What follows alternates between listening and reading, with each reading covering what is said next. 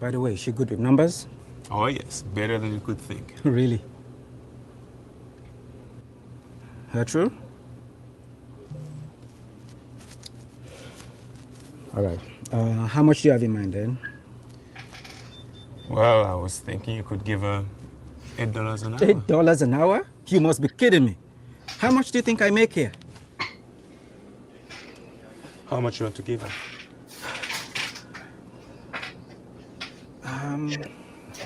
Me, $4. Oh, come on, Sam. That's way below minimum wage. You cannot do that to her. That's the government's minimum wage. This is under the table. I'm taking a risk here. We're family. Take it or leave it. If the government comes here, who they're gonna take? I'm the one taking the risk. That's all I have. You know that's not fair. You know that. Nothing is fair in life.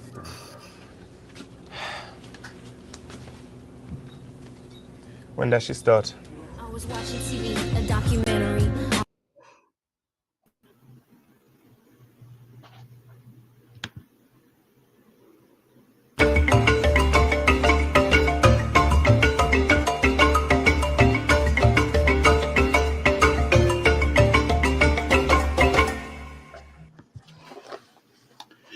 Hello. It is 6:30 p.m. in Lagos, Nigeria, 12:30 p.m. in New York City, 5:30 p.m. in Johannesburg, South Africa, and 7:30 p.m. in Kinshasa, Democratic Republic of Congo. Wherever in the world you are watching us, welcome to another episode of 90 Minutes Africa. My name is Rudolph Okonkwo. My co-host, Chido Onoma, is on assignment. His first movie in America, The Story of the Soul Sisters, deals with the friendship between Sade, a Nigerian immigrant, and Sanya, an African American, as Sade navigates life in America as a newcomer. It won the Best Film by an African living abroad at the 7th African Movie Academy Awards and the Best Emerging Filmmakers Award at the 2021 Roxbury International Film Festival. His second movie, Theory of Conflict, deals with the conflict in the Middle East from the perspective of American, African, and Middle Eastern students at an American university. The movie will have its preview screening on Thursday, December 12th, 2024 at Coolidge Corner Theater on 290 Harvard Street, Brookline, Massachusetts. Now, take a look.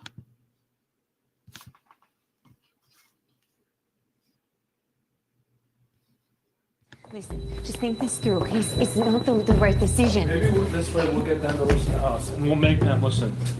This is not how you listen. Ariel, Nathan, Yosef, Ariel.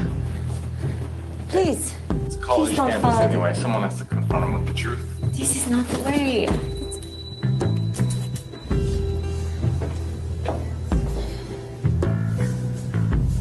The World Court called it a gross violation of international law and basic human rights. Yet Israel still continued to build the wall in regions across the occupied Palestinian territory, including in and around East Jerusalem. Some call it the Berlin Wall, but in fact, it's much worse than the Berlin Wall. Many Palestinians have lost their lands, their homes, and their livelihoods. They're literally in prison now in ghettos within the region. Thousands of Palestinians are locked up in Israeli jails, many of them untried and in administrative limbo. I think you're omitting important facts in this, sir. What facts? That this wall was built to prevent militants from entering Israel to carry out acts of terrorism. That's Israeli propaganda. Sir, with all due respect, Hamas suicide bombers and their gangs killed hundreds of Israelis. Children, women, elderly. You can't call that propaganda. What about what happens to us? And what about the thousands of Palestinians murdered by Israeli soldiers every year? Property and lives being destroyed. The lives of women and children. You don't have to listen to the propaganda. You don't live there. How do you know? I was in the Israeli military, and I witness this every day. I grew up there too. And I could tell you stories of little children being killed and families being destroyed. You don't have to live there to see what's going on. The whole occupation is illegal in the first place. Now, the wall has turned the region into an apartheid region. What did you expect from a people so oppressed? To run over the wall to kiss you? Israel is a small country that's surrounded by hostile Arab countries who only want to destroy it. And what, does Israel have the right to occupy other people's land? That's not other people's land. That's Israel's land, and it has been for thousands of years. Called Judea and Sumeria. Yeah, it's called Palestine, but... And the world knows who the real terrorists are. Yeah, the thousands of settlers killing innocent people on their own property. You have to stop now or leave my class. Israeli soldiers are the real terrorists. You are the terrorists. Don't you call me a terrorist! You are the terrorists. Israel is a terrorist nation. All right, enough! Enough!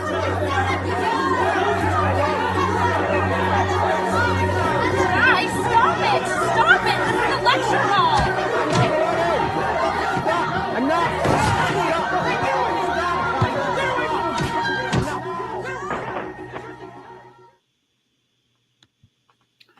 Please join me in welcoming to the show the award-winning director, Rahman Oladigbolu.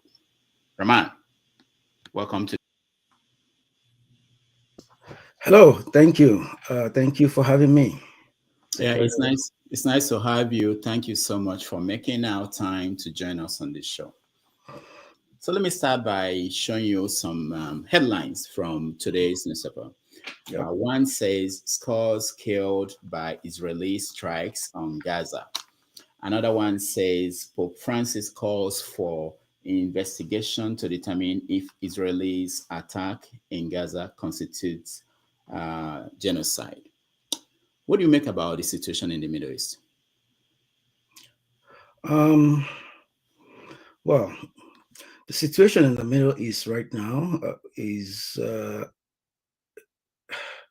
chaotic at best, is to describe it. It's things are chaotic, but it's not just in the Middle East. It has reverberations around the world, and that's also because it also has implication for the rest of the world. But right now, things don't look good. The war that started about a year ago, the recent episode, has been growing wider and wider than anticipated. People have been thinking that we probably could reach a ceasefire, and through that we can have a negotiation that would keep things calm, as it has been doing periodically for some time. But now with the war branching into Hezbollah, Iran, and all of it, nobody really knows where things are going. So everyone is making efforts to try to see how we can tame this thing. But yeah, it's uncertain at this point. You said everyone is making efforts. Who are the people making efforts? The people in the international community who at the different levels of capacity that people can do something, even all the way to the streets where you have people who are protesting and asking for ceasefire, all the way to governments around the world, those who have some leverage to be able to do something, those who are and those who really have the leverage and maybe not really necessarily moving things forward, but appearing as if they're trying to do something. So that's the situation of it, and those are the people that I'm referring to, even including, like, say, Pope John Paul. The Pope that as you mentioned right now, also trying to make sense of whether to consider something a genocide or not. But when was the last time the Pope said something and people moved? Well, that's a good point. Can't remember that, but as it has its own moral weight that it can add to all that's going on, and that's what it's doing. All right, it's something important happened last week, I believe, or the week before, when United States elected Donald Trump as their incoming president. Did that change anything? Not really. But also, on this particular conflict, this particular Gaza incursion and everything that's going on, we are not very sure exactly what may happen. simply because the president-elect is someone that's unpredictable, and depending on how he's moved and a lot of other political contingencies reflect at the time that they're talking about it, it could go either way. So in that sense, some people are still sitting down and waiting, anticipating what he will do. But on the ground, he hasn't changed anything. What do you want him to do? What would I want him to do? I think it will be best if first they can just stop the assaults, the bombs, and all of these things, because the people that are really at the bottom of all of these, the people that are suffering, that all the ego fights and the political maneuverings within each country, within each community, and all of it.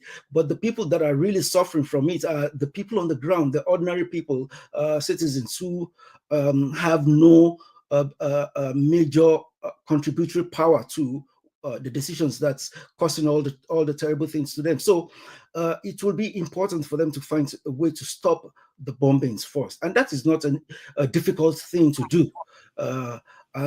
Once they are able to really get their priority straight and realize that we are killing ordinary citizens. You know, we are killing innocent children just born how long ago, children who have no idea, no clue, all what's been going on for decades. You know, these are the people that we are killing, and that's why he has to stop. That's the first thing to do.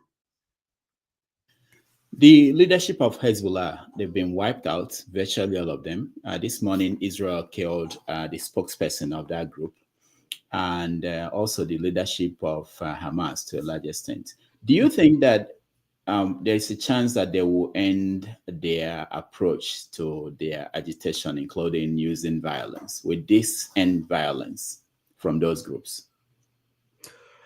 I doubt it. I would wish that the violence ends. The violence from their side, I don't see it helping at all. So I will see that end. But however, when you look at the politics of all of this, would the fact that the victory edge that Israel has over them, will that end their willingness to do violence? I doubt it.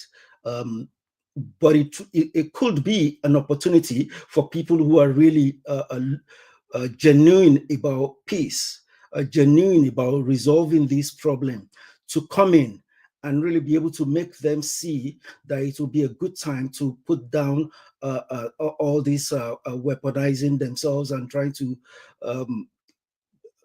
continue to cause this bloodshed. Because no matter what it is, they are part of the problem. You know, and it's important that they stop the violence.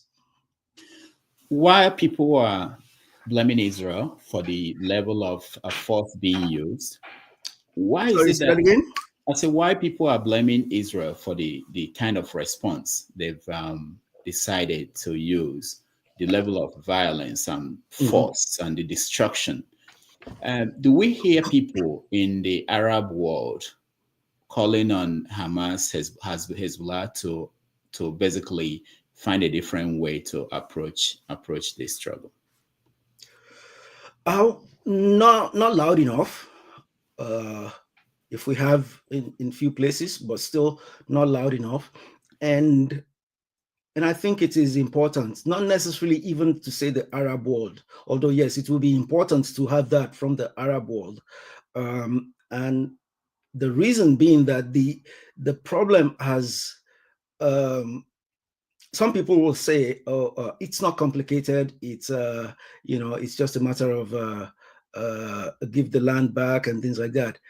Yes, the issue of the land is a problem, and to be able to divide it and have people live their lives is very important. But to think that it's not complicated, I think it's a misapprehension of what's going on. The complexity of it. Some of these leaders that we're talking about in the Arab world, what was their position before things changed on October 7th? So if we look deeper at all of these, you realize that they themselves have been part of the problem. And when people are, all of us, when we are reacting to things that's happening right in front of us, when we are just reacting, it keeps the cycle of the violence, of the madness, lack of understanding of the subtlety of all of this. It keeps that cycle going on. And that's what you see even in the Arab world. Many of them are not really thinking deep in terms of how can we solve this problem. Already before October 7th, many of them were already moving on. Part of why Hamas did what they did on October 7th was to be able to stop the movement of a lot of the Arab countries from normalizing situations with Israel. And so you now have the October 7th occurred and all the attack from Israel, and now they are trying to change their position and saying one thing or another, and of course not even talking about Hamas, as you just pointed out. So they are reacting to the political surface of what's going on, not really taking it deep. So I see that problem beyond them just coming out to say anything to Hamas. But yes, it would be great if they could pick it up and actually not even just saying something outright, but finding something concrete to negotiate, to talk with the people themselves, with the Palestinians. You said something now that is interesting. I know I've had it before, that basically they're using the lives of their people to bring attention to the fact that most Arab countries were moving towards having relationship with Israel. So they launched the attack on October 7th. Is that what you said? That's exactly not the way I phrased it. That's not exactly, no. The idea of they using the lives of their people is not how I will phrase it, because number one, I don't know what their mindset was pre-October 7th, whether they were thinking that the whole thing would devolve into Israel bombing more than 40,000 people as official numbers now. I don't know whether that's what they were thinking, but of course they were thinking of aggravating the situation. They were thinking of causing uproar that would lead to the Arab people pulling back. And of course, we can also look, when we look at the history also, the fact that, yes, things have happened in the past that they start the war, it's the people that suffer, like the most recent one back in 2014. It's the people that suffer, and yet they started this one. The judgment of Hamas being able to, the judgment regarding considering the lives, the situations of their people is not something that I will rely on as sane in the first place, because we look at it in the sense that they start the war knowing that all of this will happen. Whether I know that they were thinking about it like that pre-October 7 or not, but one thing is clear: whenever this situation aggravates like this, it's the ordinary citizens, the ordinary Palestinians living in Gaza that suffer it, and also even in the West Bank.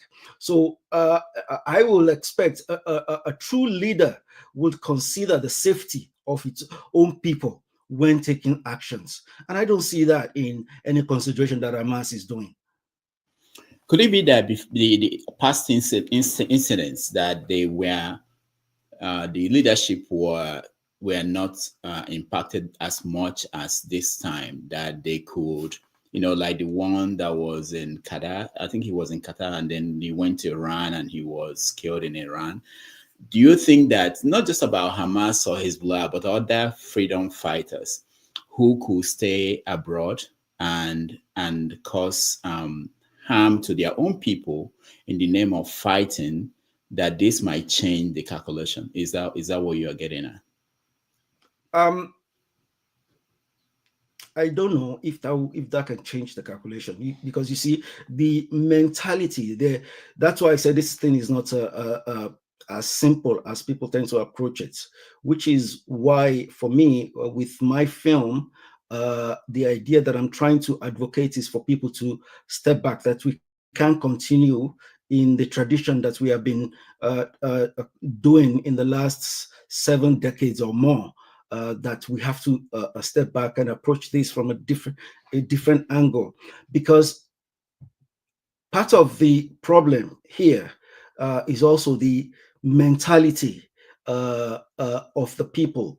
There is the complication that religion brings into this, and when it comes to the Palestinian people and the leadership of the Palestinian people, especially given a lot of them are Christians, so it's not to think that maybe they are all Muslims. No, a lot of them are Christians. So, but there are elements of political Islam that surfaces in all of this, which the Hamas, like when you see the Hamas militants that incorporate Islamic, what they consider Islamic ideals into their efforts. And when they go out to fight, they see themselves fighting for God, and when someone sees him or herself fighting for God, it's very problematic, so we have that there. And when people die, according to this mindset, when people die, when we see it as, we say, oh, that person is going to paradise now, and that also become a motivation for them to take political actions. All of these also complicate things very drastically. So when you look at these leaders, wherever they were killed, there is still always this idea of seeing them as martyrs. You understand, as that matters that they're going to heaven or something like that. If that is part of the motivation, for political dealing with political problems, it's really, really complicated. And you see, even a lot of the children killed, it disturbs me when I see children, people being killed, and you're referring to them as martyrs, going to heaven. I mean, I don't understand politically what value do we give to these lives politically in the first place. So I don't see that. I don't know how that's going to play into it, but I doubt looking at if there is no external intervention to be able to really bring the temperature of everything going down on both sides. I don't know if I can say I see anything changing in that. All right. I just want to point out that there are only 3% population of Palestinians are Christians. So it's not a lot. So, but we'll get to that when we talk about how Africans, especially Nigerians, are reacting to the crisis in the Middle East. And then we come to your movie and we will talk about that. But before then, I wanted to respond to this. This is a headline from New York Post this weekend. It says, Muslim voters who helped elect Trump upset with pro-Israeli and pro-war cabinet picks. There were a lot of people during the election who were saying they will not vote for Harris because the government of Biden did not stop Israel from the actions the country took in the Middle East. They voted for Trump, but now they are complaining that Trump is picking people who they know from their past activities that they are not interested in stopping Israel or stopping the war. So what do you make of that? I'm not surprised. I mean, the writing's already on the wall. It was just that they didn't see that when they were deciding to vote Donald Trump because of that issue. And I can understand, one can understand the mental state. But that still brings us back to the idea of not reacting to the surface events that we see, because people make decisions with a complex mindset. People factor so many things into making a decision. So not that I would say to vote for Harris because Harris would know. They didn't see the sign, and so there was no conviction of saying, oh, maybe Harris will do differently from Biden. There was no sign of that. But to think Donald Trump would be different, was a mistake. Excuse me. What Donald Trump have done in the past had not shown the promise of him doing something different. And for them to come out openly like that, even those who decided not to vote, it's not something that anyone with clear eye will see that is a better option to do. So it's not surprising what's happening right now. It's just that how they let emotions determine how they cast their vote was the problem that they need to consider moving forward, to think beyond just their immediate emotions. Let's look at Africa, Nigeria. Every year at the United Nations, African countries go there and speak about the situation in the Middle East. This year, they all came there and they all talked about the need to have a two-state solution. Shetima, the vice president of Nigeria, did the same thing as like other African countries. Why do you think we are concerned about what's happening in the Middle East more than we are concerned about what's happening in the Northeast of Nigeria? Very good question. People are concerned because, number one, the big players on the world stage, like the United States, the Western nations, they make this a big deal. And then we have the media turn on it. Those are immediate reasons that I can point at. You turn on the newspaper and that's what you see, and things like that. So you can say that makes people see, and especially with the social media now, we know, of course, social media makes people even more aware of it than in the past.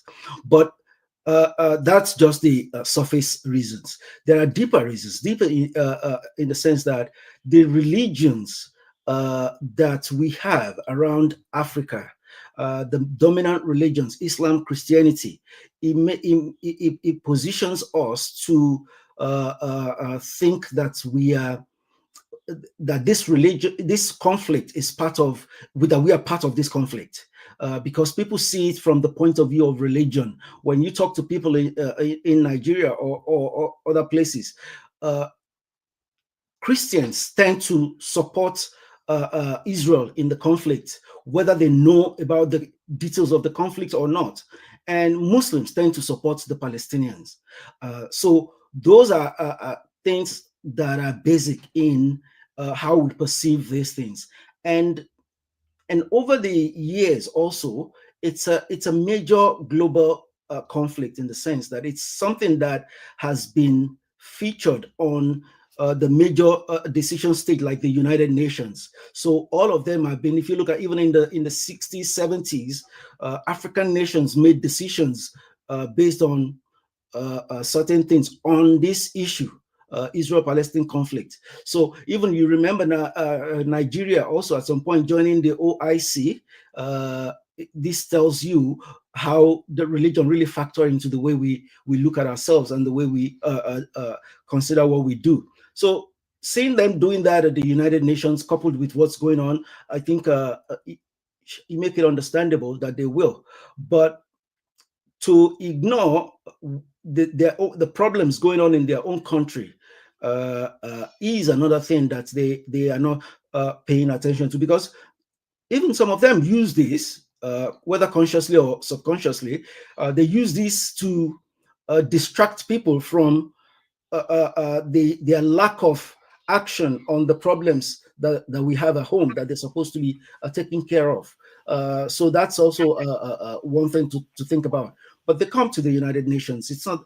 I mean, the United Nations. Yes, I would say it's an organization that's supposed to be able to help to take care of, find a way to resolve this conflict. But we all know that the power of the United Nations is not in the body of the United Nations. So they keep coming year after year, but nothing has changed since. Things just keep devolving, ever since.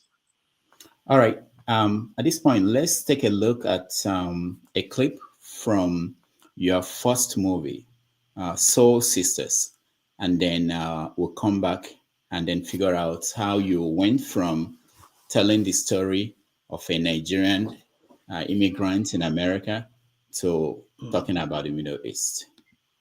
Okay. By the way, is she good with numbers? Oh yes, better than you could think. Really? That true? All right. How much do you have in mind then? Well, I was thinking you could give her $8 an hour. $8 an hour? You must be kidding me. How much do you think I make here? How much you want to give her?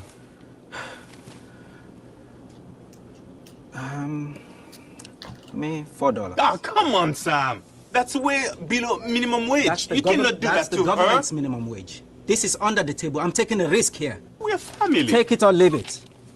If the government comes here, who are they going to take? I'm the one taking the risk. That's all I have.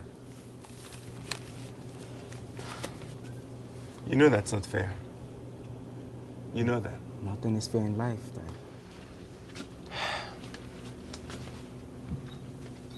When does she start? I was watching TV, a documentary. All right, that was Soul Sisters. The problem of immigration in America has not been solved, and you moved on to the Middle East, another problem that is difficult to be solved. So how did you transition from telling a story of life of an African immigrant in America to going to the Middle East to tackle the issues over there? Yeah, there's an underlying connection between it. The two situations is the people, human beings. You know, I'm telling the story of human beings. I'm telling the story of our problems. Trying to find how we got into the problems that we are, and possibly finding how we can get out of it. And it's human beings from one side to the other. So it's not difficult for me to contain from moving from that to it all boils down to the same thing: the human psyche, whether in the context of the Sade immigration or in the context of the Israel-Palestine conflict. You know, it's the problem is the human psyche, the human mind. That's how I see things, and that's the story that I'm trying to tell. The story of how the human mind gets itself into the situation he finds itself, but also the two situations also connect in the sense that I found myself in them directly. The time I was, I'm an immigrant in the United States, so that story of Sade comes natural, given that it's something that I was exposed to. And secondly, the other one also, it's a story of a group of students on a college campus dealing with this issue on their campus, and I happen to be one of the students. I happen to be in the midst of them. So this is also a story that touched my skin at the time, and I thought to make it into a movie. So it also connects at that level. About the problem with the human mind. What's wrong with the human mind? Is there a new problem? When did that happen? Well, it's a problem that we've been dealing with for a long time, and it's not new. It's just that it's the same thing. We keep ourselves in the cycle. People have been talking about it for ages. How we, the self-centeredness of the human mind, the indulgence, greed, and things like that, and these are all the things that are beneath all the problems that we have. You can't see where someone or a group of people, you have a balanced mindset, and you get into trouble. It's only when you have an unbalanced mindset, when you're desiring, pursuing something so self-centeredly, and either as a politician trying to win votes, or an individual trying to make a lot of money from something, or trying to be famous, or trying to do, when we desire all sorts of things that we don't have control over, that's when we find ourselves doing horrible things, and yeah. For those who are struggling to understand, where is the balance in the conflict in the Middle East? Where is the middle ground? The middle ground? Yes, the middle ground. What do you consider the middle ground? How do you think that could be resolved? What's wrong with the human mind? You see, the middle ground, now we're stepping out from the individual human mind to the society. Like, where do you resolve it? Theory of conflict. Number one, theory of conflict. When you see the film, it points light at some of these problems that we have. The solution is in the hands of the people. I don't have a solution that I'll say, this is what you do. No, I don't. I can look and imagine. For example, I would say, why can't two states, the two people be living in two states side by side? I don't see any problem with it. Why can't they be living in one state? I don't see any problem with it. It all depends on the way the people see themselves, the way the people see their situation, and they want to resolve it. It's all a matter of, and that's why one of the main goal of theory of conflict is to be able to try to let the two sides see one another. You understand? To see the humanity of one another, because when we are able to see the humanity of one another, we can be able to coexist.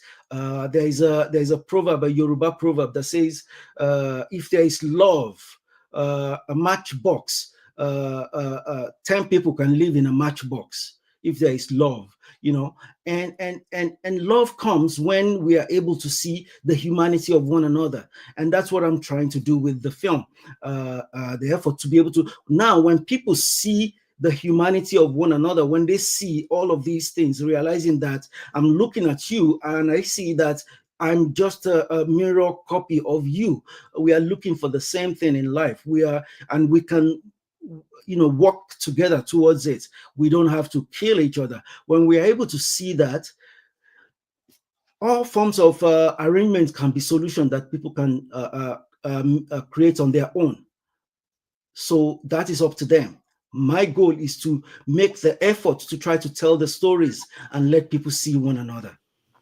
What do you think is responsible for our inability to see that, what you are trying to point out? Why is that difficult? Our conditioning is the primary thing. Our conditioning, the way when we are born into the world, we are born into different environments, and as we grow up with all different things related to the different environments that we have, and we take these things as if they are eternal. And we form identities that exclude others. You see, once we start forming identities that exclude others, we're already creating grounds for conflict with those others. And that's the thing. It comes naturally when you are born, to see. You see yourself, you see your mom, your father, and we grow within that kind of, and especially the religion, the national and religious identities, they become very strong in the way that we teach religion and we teach nationalism in some sense. And when that becomes hardened into something that doesn't make it easy for other identities to coexist, that's when we have the problem. Religion, for example, is one of our conditioning that creates the problem. When religion is taught in the sense that my religion is the only religion that God takes, yours is not, then the idea of trying to have you join my religion, sell my religion to you. There are a whole lot of psychological motivations behind that people don't realize, and that these are what cause the conflict, and it doesn't matter. One thing is that once we live in this kind of mindset, in this kind of world, it doesn't matter whether we are even of the same religion. If I'm able to win you over to my religion, it's just a matter of time. There is something that will still come out to divide us. Maybe I'll tell you that, oh, you are not doing that religion properly. This is not the right way to do it. Look at the a young lady that was killed in Iran. Iran, they've been telling everyone you must cover your head, you must wear hijab. This lady was wearing hijab, and she was arrested on the flimsy basis that she wasn't covering properly.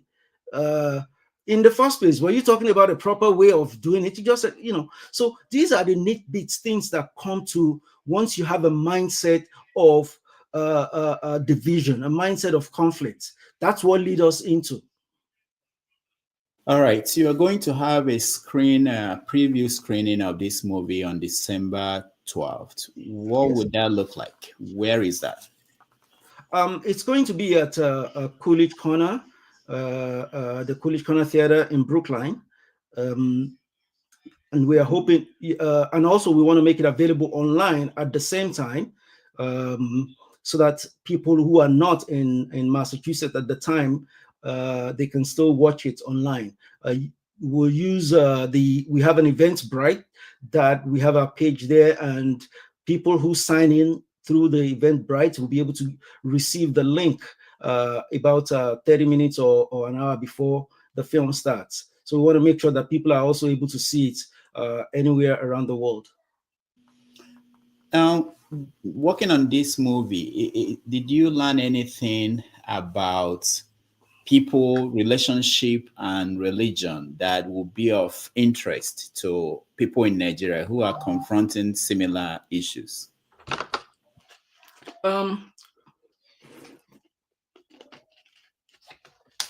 Excuse me. Not just in making the film. I think it has been part of it from the start, the idea that in Nigeria, our stories right now, our stories, our identities are connected deeply with this conflict in the Middle East. Just like the way you have a lot of Muslims in Nigeria and a lot of Christians in Nigeria that already picking the sides that they have, whether they really know the details of the conflict or not. So we have that problem that's there. So it's so that in that sense it is, and I think it connects deeply to the idea that how we see what we learn through this experience can also help us in the way we also live with ourselves in Nigeria, because right now the way we are broken each other into hardcore tribes, hardened case tribes, to say you belong to one tribe or the other, and you are not able to resolve problems. These are identities that are typically superficial identities that should not be able to obstruct us from being able to live together. And then you have the religious problem also, the idea of how we have taken religion. So it's interesting to see whenever we're having elections, like you see, you'll be talking about Muslim tickets, Muslim, Christian. It's first thing you'll be looking for people who are competent, and then we'll be looking for the tribe that fits this particular time, and then we'll be looking for the religion. These are all the different identities that we have shredded ourselves into, and this brings us into all sorts of conflict like this. So if we're able to pay attention to ourselves and see the superficiality of all of these, and we're able to see the humanity of one another and the necessity of being able to create opportunities for everyone around the country, I think that is something that's important that we can gain from this as well. Is religion the problem? in a way, directly like that, is religion the problem? Currently, religion is a problem in the world. Religion is a problem. Now, is religion supposed to be a problem? It depends on how we define religion. Philosophically, we can look at what is actually religion. What is religion, as we're talking about? But currently, in the way the majority of the people see religion, religion is a problem, because religion divides. In the way we see religion right now, once you have something that divides people, you already create a template for fight, for conflict. And until we are able to see beyond that division that religion creates, we are going to continue having problems. So in that sense, yes, religion is a problem that needs to be overcome. Now it's different from if we interpret religion to be a relationship of the individual to the world. As an individual, you find yourself in the world and you're trying to understand yourself in connection to the universe and everything. To see, these are deep philosophical inquiry that leads to something that I could call a religious inquiry. For millennia, I'll say the most important thing that the thinkers of every age has been talking about, the most important thing was the idea of man, know thyself. If we don't extend religion beyond that, religion is not going to be a problem, because it's going to be a self-inquiry that will lead you to understanding everybody else in the world. But when we form religion into organizations, that is where the problem starts. Some people say that Christianity went through a reformation. Did it come out better? Did it come out better? Let me see.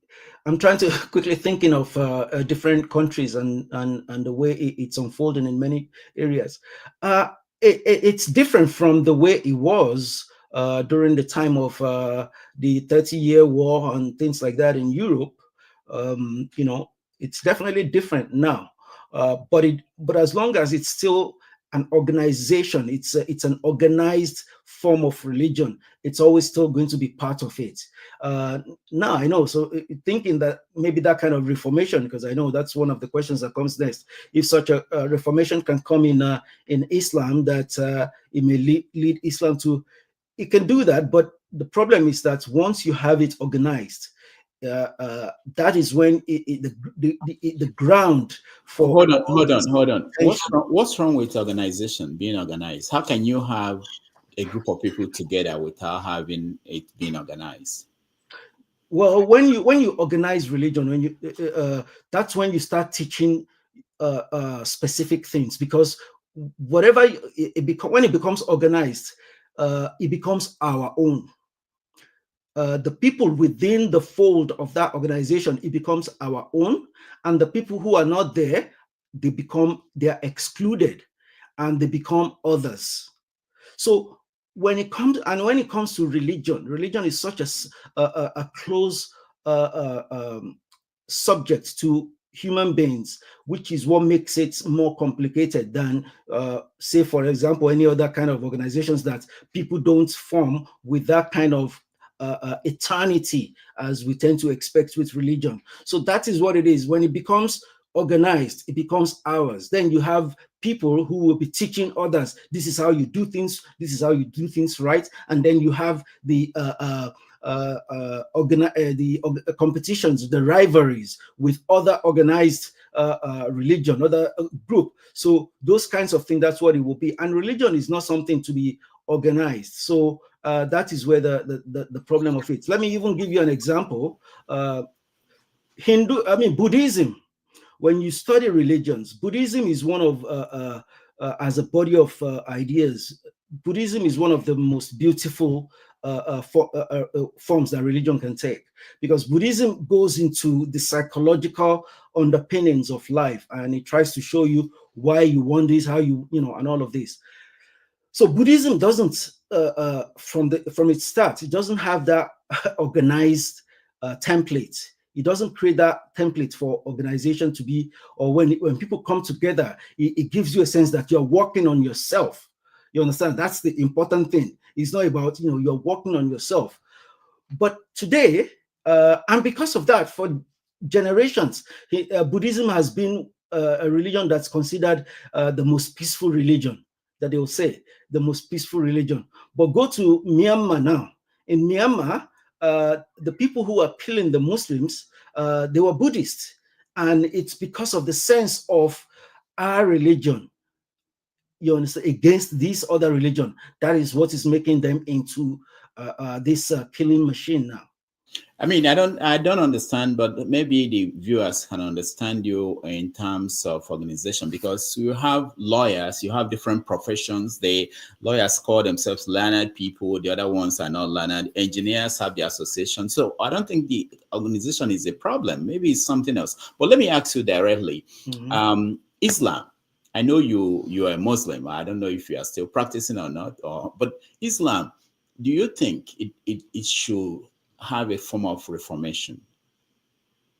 And what should that be, if you are going to say that? If I was going to say that Islam should have reformation, well, any reformation would be welcome. And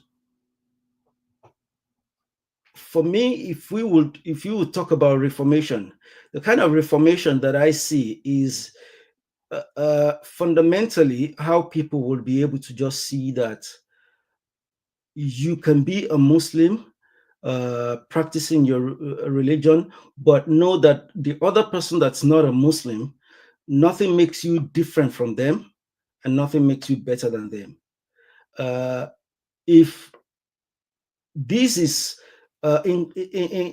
introduced and and merged into the religion, and not that it's not there, there are Muslims who you will say they have that mentality as well.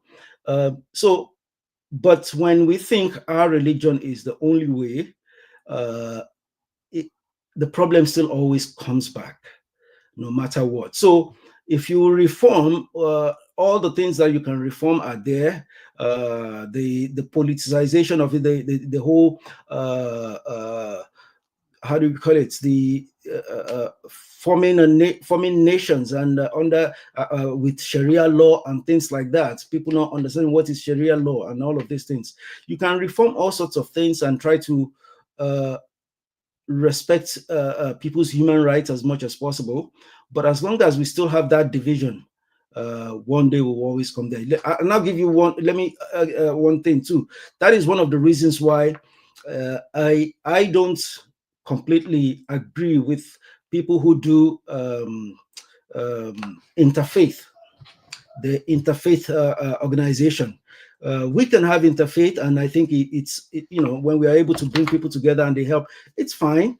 But the problem with interfaith is still that the fact that at the base of all of these things, there is still a mentality that if I'm a Muslim, I'm doing this, I'm different from you. What you're doing makes you different from me. You understand? It is a problem that we may be able to tolerate each other due to the interfaith movement right now, but down the line, one day a problem can come up. It may not even be with us. Maybe 100 years later or something, a problem comes up, and the group that we considered as other becomes the enemy automatically. That's the way the human mind have been working in history, if you look into history. So that's why we can reform as much as we want, but at the base of the whole thing, we want to be able to create a world where human beings will see one another as human beings, not through the lens of anything else. Let me ask you, if you have the power, will you want to see a change in certain things in Islam? I'll give you an example. Recently, there was a celebration of an Igbo man who became the chief imam in Abuja. But from maybe it's not in the doctrine, but from one of the stories we do hear from the North, if there is someone who is a Muslim who decided on their own that they wanted to join another religion like Christianity, it becomes a problem. Why is that? That's exactly, it goes back to the problem that we're talking about now, the whole problem of the division that's already on the ground. You divide people, you create situations like that, because when people join your religion, and these are all part of some sort of immature way of seeing religion in the world. I also ask myself sometimes, like, if somebody joins a religion that I consider mine, then I rejoice. People rejoice. Hey, but when someone from my religion joins the other religion, you don't like it. And then when you have a certain amount of power, then you exercise that power over it. That's what you see, as you said, in the North, because it's not just in the North. It's a mentality that every one of us have. But wherever you have a little bit of power to exercise, to do something about it, and you have someone emotional enough, then they go out and do something about it. They say it's even to the point of the apostasy law that they talk about, so all of those things. So it's yes, that needs to be stopped. People need to be educated better, than to react like that. But yeah, it's still the same thing that we're talking about, the whole idea of division. In 4 minutes, we are going to let people in so that they can ask questions. But let me ask you this. It's maybe it's complex, but in the modern state structure, there've been issue with the relationship between the state and religion, and you see the experiment in America where they try to separate religion from the state. That is coming back together now, because that experiment, it appears a lot of people are not happy with that because they tend to have forgotten what it used to be like. Now, if you come home to Nigeria and you look at, there are some Muslims in states like Osun State, Oyo State, even Lagos State, complaining about representation in government at the state level.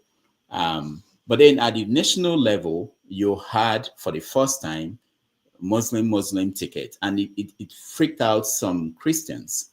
So when you see something like that, do you think we've evolved enough, matured enough to say that it didn't matter, that even if they are all Muslims, everybody who runs the country, they are all Muslims, that's okay, or they're all Christians, that it's okay? Have we gotten to that point? And if we have not, do we still have to make sure that we consider representation in these structures of political governance? That's a good point. I think it still matters because it's still a problem. That's where the whole idea that it's education, enlightenment of people that can carry us to a place where it doesn't matter. Right now, it matters in the minds of majority of Nigerians. And when we do it, it's like, for example, what about the people that you put there? Say you put the Muslim people there, or Christian people. Are they going to be also seeing it as an opportunity to forge their religion forward and over people? Are they going to be Muslim leaders or Christian leaders, or they're going to be Nigerian leaders? So that is the problem, that it is deeper than on the surface that would say no. So it matters that people will still consider that, but we have to find a way to continue to move towards letting people. You see, when it doesn't matter anymore, it's not going to be in our selection to say where it's going to be that even the whole conversation of Muslim and things like that will not come up anymore. You understand? That is when we are not going to decide whether it matters or not, because when people are enlightened enough to the point that it doesn't, then it won't. But right now they see one another and it matters. And even the people you put in there get in there, and they start to behave in that way. So it matters when you consider this. I have seen in places that, for example, in Yoruba land, I've heard some people who say, "Oh, we need a certain number of Christian obas in Yoruba land to be able to," that becomes an agenda. And so, would we say it doesn't matter? Someone like me, I'll say it doesn't matter.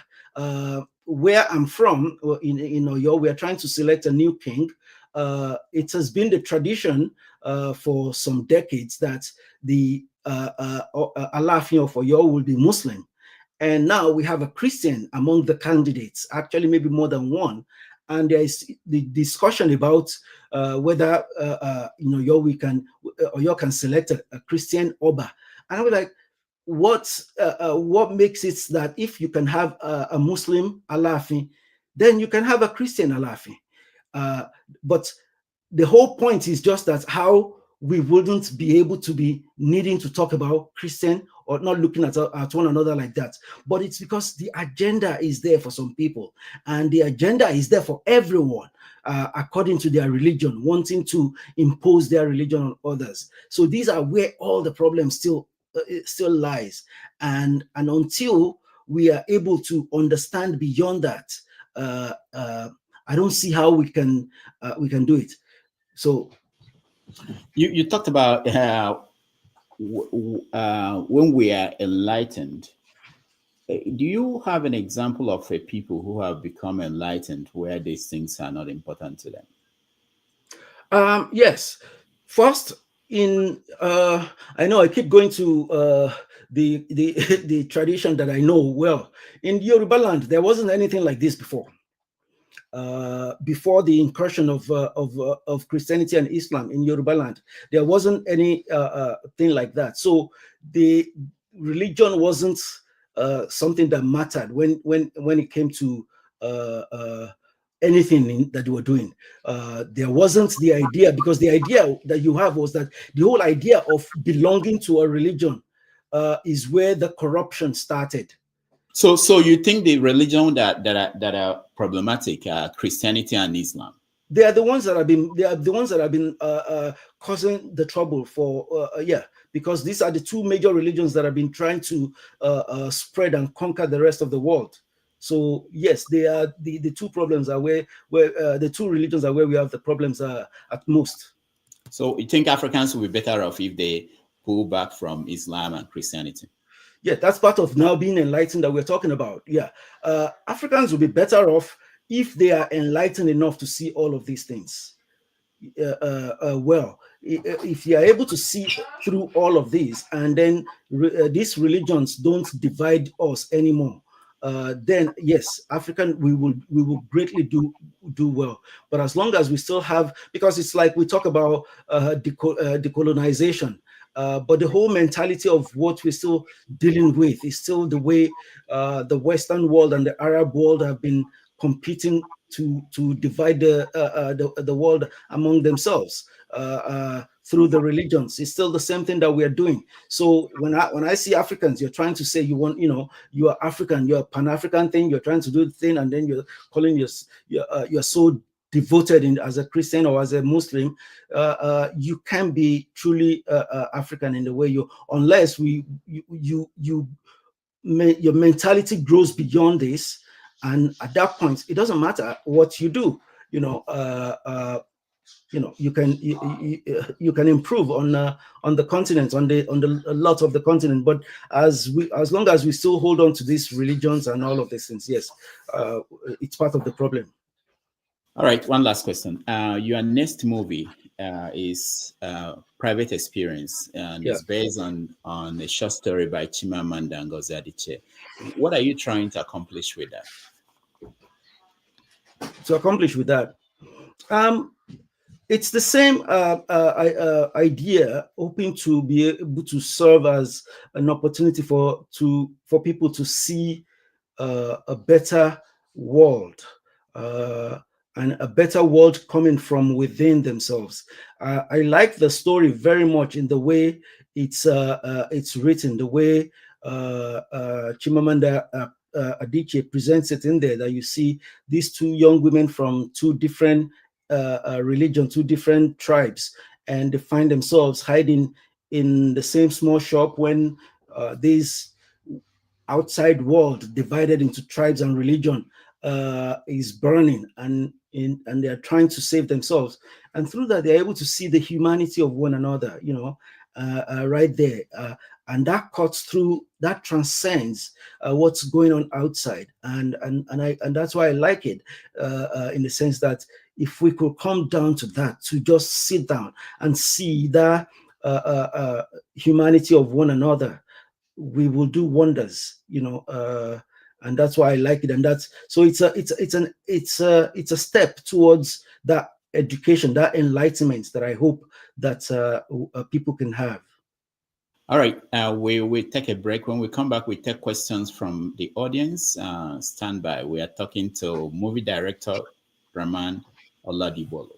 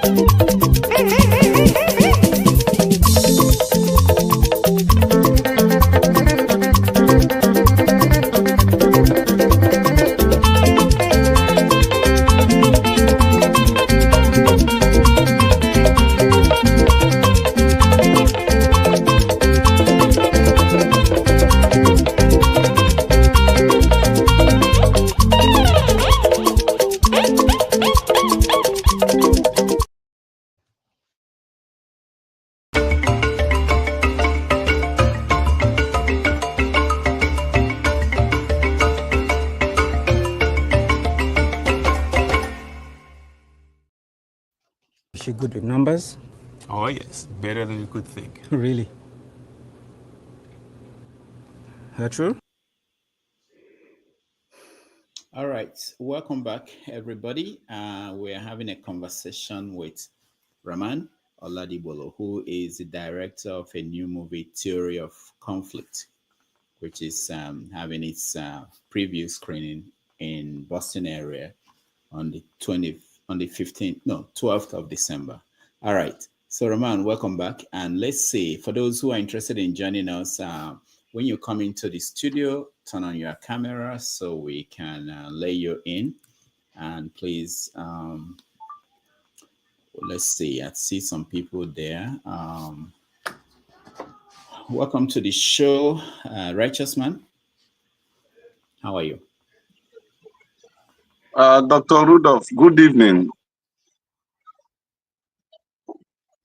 And our guest, good evening. Good evening. Yeah.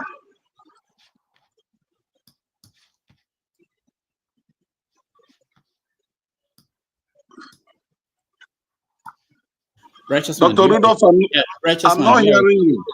Do you have a question for Rahman? Yeah, just one simple question, sir. The president, I live in Lagos. President attended the Arab Islamic convention, and I want to find out from your own perspective, is Nigeria an Islamic or Arab nation? Because I've not been able to have the understanding why the government of Nigeria will be represented in such an organization. Basically has to do with issue of religion and the issue of the Arab civilization. So why will Nigeria have the #1 citizen representing there and making speeches demanding for two-state solution between the Palestinians and the Israeli? So I want to know, is Nigeria now an Arab nation or an Islamic nation? Thank you. All right, thank you, Righteous Man. Rahman. Yeah, thank you for the question. It's an important question for us to ask, and I don't have an answer for you whether Nigeria is an Islamic nation or not. We are all Nigerians, and I think it's a question that we all have to answer. Whether Nigeria is an Islamic nation that belongs in the OIC, but where we'll see the problem coming is that our governments decided at some points to join. I believe it was a military government that joined, so there was no question of asking. But of course, since then, after the military regimes ended, have we decided to look at the nations alliances that we form and things like that, and examine the reasons why we joined these organizations? So if we look at the OIC, why did we join the organizations for Islamic countries when you have half of the population being non-Muslims? So these are part of the problems that we're facing in Nigeria still. The idea of just being able to have a small group of people making decisions that are far-reaching like that. And when it comes to the issue of the Israel-Palestine conflict, we should keep in mind that not only Nigeria, a lot of African countries have had to take position on that in the 60s, in the 70s, because among the Committee of Nations, they all have to make such declarations, such decisions, and make alliances. And that, I think, is okay, because that's based on global political issues that they are all taking a stance on. And that is different from now having Nigeria to join the Organization of Islamic Countries. So it's a good question that I think we must demand answers from leaders that continue to honor that. All right, thank you, Rahman. Let's go to half of Turkey is in Europe. Welcome to the show. Hello, Yeah, hi, Rahman. Hi, how are you? Good, thanks. Your name is interesting, though. Yeah, I made it. Panelists know why I made it because someone made a claim and said Turkey was not in Europe. So I changed my original name to that. Just it's a slight, not a real slick jab at somebody. So what I want to say, Rahman, I was gonna. It's not more of a question, but because you're the guest and the rules are we are supposed to ask questions. I would have loved you can make a comment if you don't have a question. You can make it. Okay. So thank you. So there was certain corrections I just wanted to make on certain things you statements you made, and I think, in essence, we tend to conflate how Islam is being run in the Arabias, how it's supposed to be run, and how it is being carried out in Nigeria. So when we make statements like it needs reform, right? And then you say, well, if he could be, he asks you how you would like to see it reformed if you could have a reform. And you say, well, for example, letting people carry out their religion as they deem fit without maybe oppressing them or criticizing them. Without going too much into it, I mean, based on your name, and he said he doesn't know if you practice, and I don't know how learned you are in that aspect of theology. You would know this phrase, lakum dinukum waliyadin, for example. So lakum dinukum waliyadin, for those that don't know, is one of the essential phrases in Islam, which basically means to each his own. There's no compulsion in religion. You cannot force anybody to become Muslim, for example.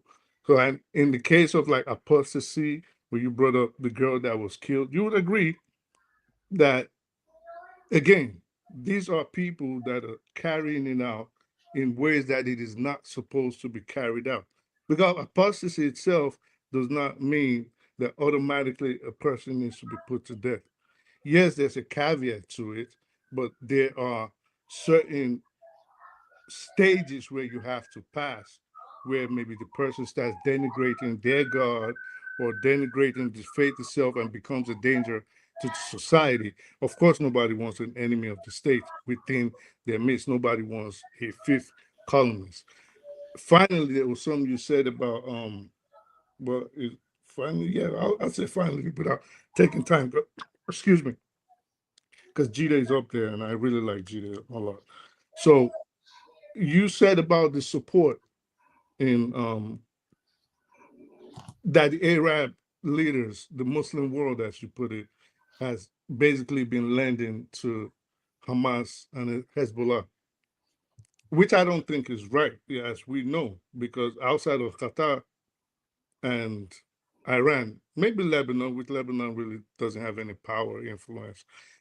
Outside of Iran and Qatar, Hamas and Hezbollah have not been receiving any support. And that might lend to the fact that there's a divide in the Muslim world itself based on the Shia and the Sunni sects. And as you will be aware, and I believe you will be, in fact, in the holiest lands of the Islamic world, which is Mecca and Medina in Saudi Arabia, you cannot advocate for Palestine. Advocating for Palestine, actually, whether it is through symbols, flags, shirts, and absolutely no speeches, will lead to you most likely being incarcerated or kicked out of the country and barred. They did that during the. All right. Round up, please. All right. So they did that during the Hajj. So these are things I just wanted to bring up that I think the audience, people listening, should know. And I'll end it with that. And congratulations on your movie premiere. And I wish you the best of luck. Thank you. Oh. So before we go to Jide, Rahman, when he was speaking, I got something I wanted you to explain. If you know, who should determine how Islam should be practiced? That's a good question. Number one, I will say that is the problem that an organized religion would have. When we're talking of something being organized, you will expect that someone will be up there. Even in Christianity, the Pope doesn't. People don't listen to the Pope. Even not all Catholics listen to the Pope. So, who do you say has the rights, the power to determine and things like that? When during the Salah, whenever you're having the festivals, people look towards, like in Nigeria, we look towards Sultan of Sokoto, to be able to tell whether they've seen the moon or or not, and things like that. So, but when it comes to the general religion, people people interpret religion in different ways. That's where the problem is. There is no single place where you say someone is supposed to make pronouncements for the religion and that everyone will take. It's difficult for you to be able to, for example, he mentioned the Shia Sunni divide. That is also one thing. Is the person making that pronouncement going to be a Sunni or Shia, and so it's a difficult thing to determine, and that is the contradictions that some other people have when we start saying, oh, someone does something somewhere, and some of us will say, oh, that's not Islam.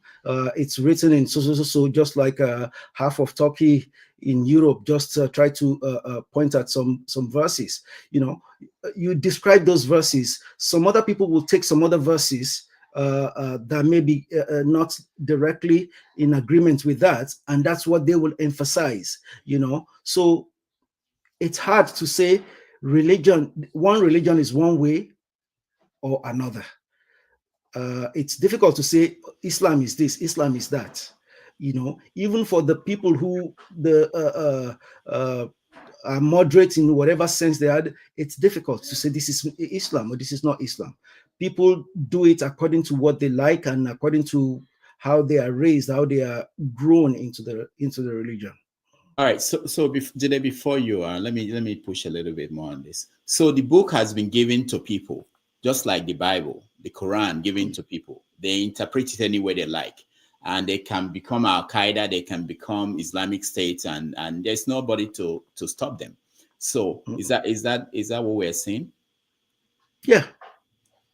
Exactly, pretty much. That's what we're saying. Why would somebody say that the problem is not, or that the books, the religion is okay? Is the people that are practicing it?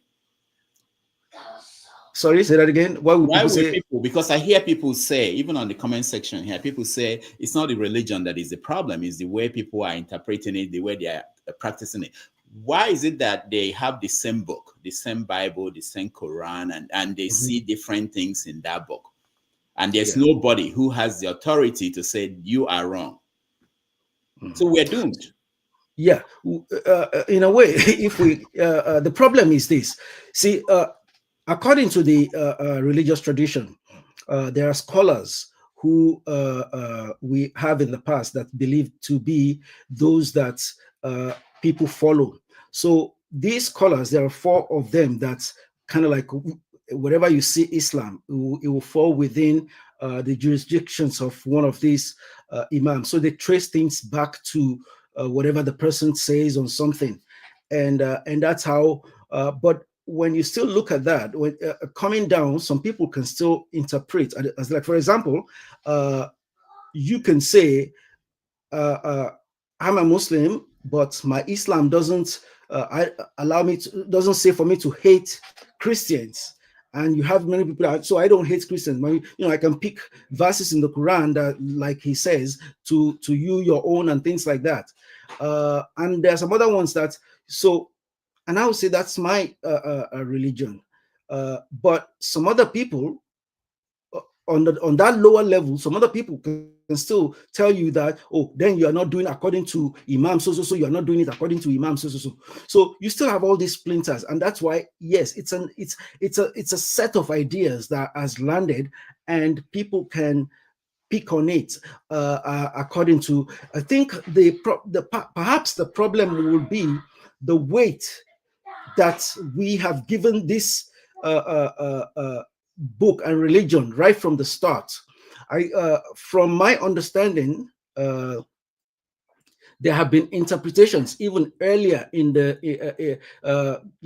centuries after Prophet Muhammad. There have been interpretations that some people have done. There have been manipulation of the story, even the story of the Prophet himself. There have been manipulation of that story to be able to fit what those nations, those leaders wanted their people to follow. So all of these things are still determining how some other people. I mean, I've listened to people that you would consider well-educated individuals, and will be talking and saying that the apostasy law, defending the apostasy law, that it should be, and you know. So all of this, they have reference that they go to, but if you can de-emphasize all of this weight that come from history, that you say you go to according to a scholar somewhere, according to a scholar, all of these scholars, what I say is that they are human beings just like you. You can make your own decision. You can think about, you can do your own research. You can first think about what is religion supposed to be, and then we take it from there. But it is difficult right now to be able to roll back that idea. But what needs is for us to continue to find ways to enlighten ourselves, to educate ourselves in being able to see the humanity of one another. Otherwise, yes, we are. All right. Thank you. Let me go back to I Speak the Truth just for 1 minute. I think you disagree with something. Just 1 minute before I go to Jide. Go ahead. Thank you. So so again, like I said, I think we need to, when we speak about this kind of delicate issues, of course, we have our own opinions and biases, but at the same time, we always have to give a very, very educative position. I seen, for example, when he was speaking, Jida is nodding and said, and this is the danger of speaking things that are probably not entirely correct.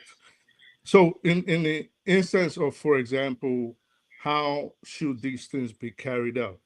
You do not pick and choose what you want to do.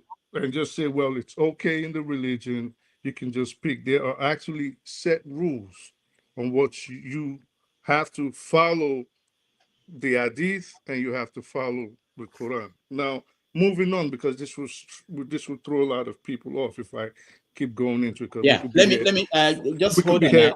We'll come back to you later. If I gave you 1 minute, but you exceeded that. Let me just finish with this one point, please. So with the aspect of the fact that he said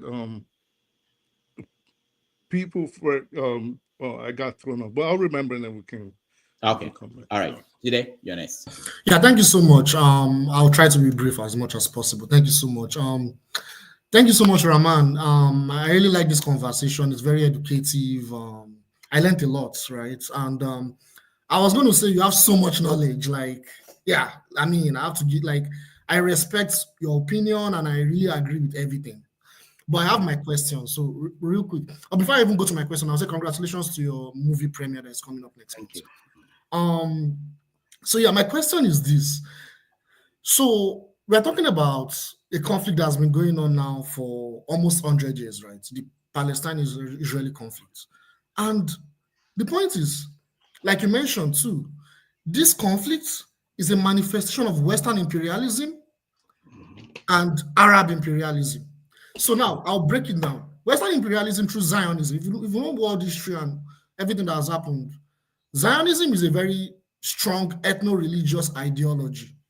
And you have Arab imperialism through Islamist ideology, Wahhabism and other forms of sects of Islam, where there's this idea of Al-Aqsa Mosque and that region should be an Islamic state. So you have two dangerous ideologies, very dangerous ideologies, and they are coming from ethno-religious ideologies that have caused so much chaos in this world. So my question now is this: where can we draw a line where there is an occupation of a land by other people, and there is a resistance to that occupation, and what we call terrorism through ethno-religious ideology that is very dangerous? So to clarify that question more, I'll give an example. If you look at South Africa, this issue happened in South Africa. The apartheid regime in South Africa that went on for almost 100 years. They stole their land and everything. And eventually they were able to resolve it to an extent, even though they've not fully resolved it, but they're able to resolve it to an extent, so they're able to live together now as a full South African state, right? Even in New Zealand too, they're able to give rights to the indigenous people and all that, even though they're taking that away. So my point is, where can you draw a line? Because the people that are so-called resisting, they also have a very dangerous ideology. So where can you draw a line? And my second question is, so why can't you draw a line between resistance and imperialism? That's and terrorism, basically.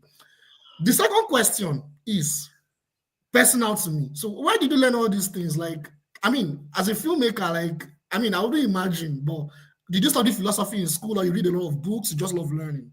That's my second question. Thank you. All right. Yeah, thank you. To answer, perhaps the second question can quickly answer. As a filmmaker, what I've always intended to do is I love to learn. I have some experience earlier in my life that puts me in a situation where learning about the world becomes something that's important for me. So I learned to learn, and I realized that we don't know much, and of course, no matter even how much you try to learn in the world, you can't know more than much. So, but it's important to just always. So I have decided that even the films that I do, the projects I take on, I want to use it to also learn.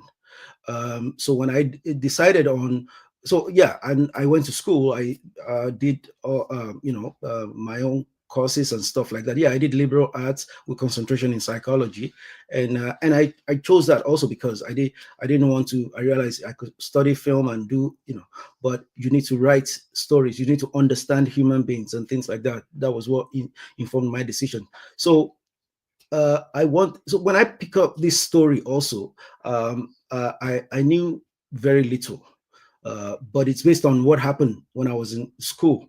And in the midst of how everything was happening, we were also learning more about, like, even the person who started this was an Israeli international student that was in my school at the time. That she came and she had been in the IDF, but she said she didn't want to. She wanted to find a way to stop the war.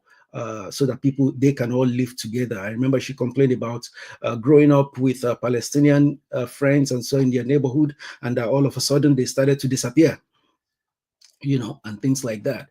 So these were how the story. So I used that opportunity also to try to learn, because I realized that it's a complicated conflict that you can't just wobble into it. Making a film about it, or saying anything.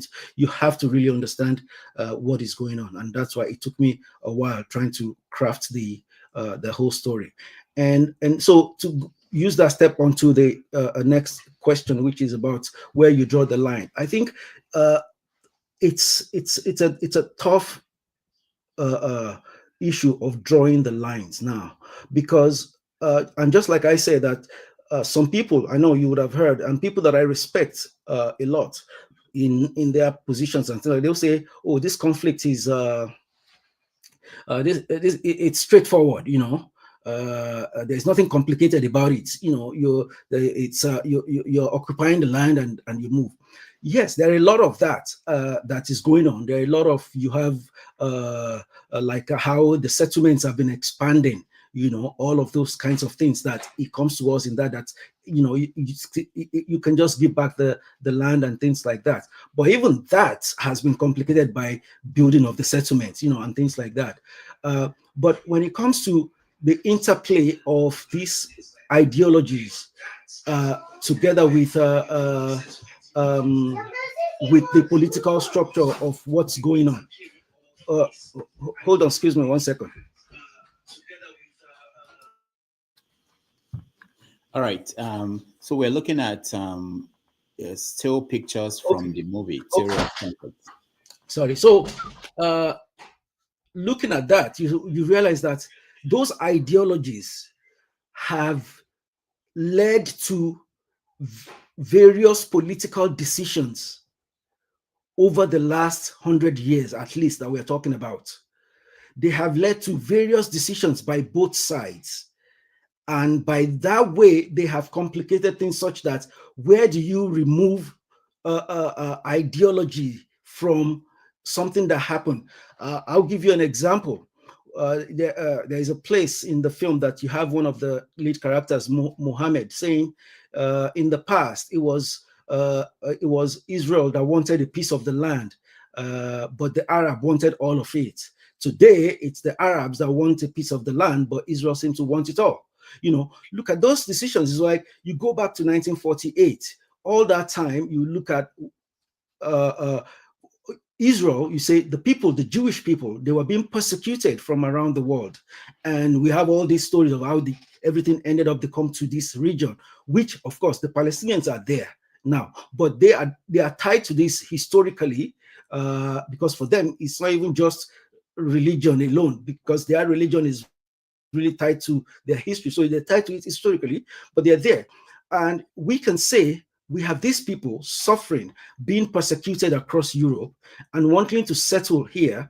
And in reality, they are closer, of course, many of them from Europe who have been become Europeanized in some ways, but their essence, they're Semitic tribes, just like the people who are there. But then you have the Arabs, all the Arab nations also standing up, saying, "No, we're not. We're not going to agree to this."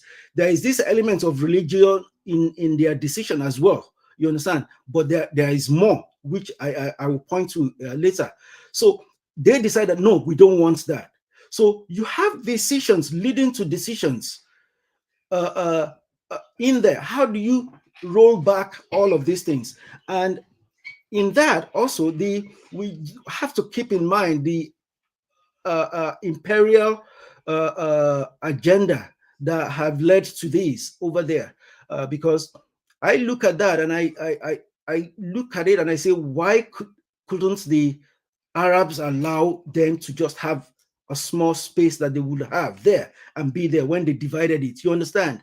And like I said, we can say some of it may be due to religious ideologies that they've had, but also we remember in the during the First World War, when Britain was asked the people, the Arabs who were there, that if they could join Britain to fight the Ottoman Empire, that when they get the land, they will give their land back to them, and that they can, rule themselves. And they agreed to that. They fought alongside Britain, and then they won the war. When they won against the Ottoman Empire, they wanted their land. But what happened? They couldn't give them their land. They discovered that England and France had already made another secret plan to divide that land among themselves. So they took this thing away from them. At that point, they have distrusted the British. There is a huge distrust. And at that time, anything that happens through the British, now they don't want to accept it. They see it as colonial imposition. Unfortunately, the leaders of the Jewish people coming from Europe, one of the things that they were doing at the time was to try to look at the land where they wanted to settle. Some of them have been coming in, buying land too, settling one way or another, forming. So, but their leaders, they wanted to get total control of a particular area where they would call their own. A brilliant idea they had was they would go to those who control that land. Because yes, the governments that control the land, that's where you go to. So they were lobbying the Ottoman Empire to be able to have that piece of land. But then the war started and Ottoman Empire lost, and the power, the control moved under the Europeans, Britain and France, and now these leaders changed their tactics. They've lost that, then they turn around. They started lobbying Britain. Whereas Britain had done this to the Arabs, disappointing them when you promise to give them back their own land that belongs to them. It's not British land, you know. So, but then you ended up dividing this between them and France. So anything that come through the British, the Arabs already distrusted it. So when the Jewish leaders were coming through the British, because they were just looking at it, political pragmatism. These people control the land, you go to them to negotiate. But then now when Britain was now trying to get them there, the Arabs see that, the Arabs are saying that, okay, now it's these Jewish people you want to impose on us. We will not agree. So in that way, you can see how histories and human deceptions and all of these things together with ideologies have come together to create realities on the ground. Right. Let's thank you, Rahman. Thank you so much. This was very educative. Thank you so much. Thank you so much. Thank you. All right, let's go to Eagles Air. Yeah, Rudolph, thank you so much, and good morning from here. Please, when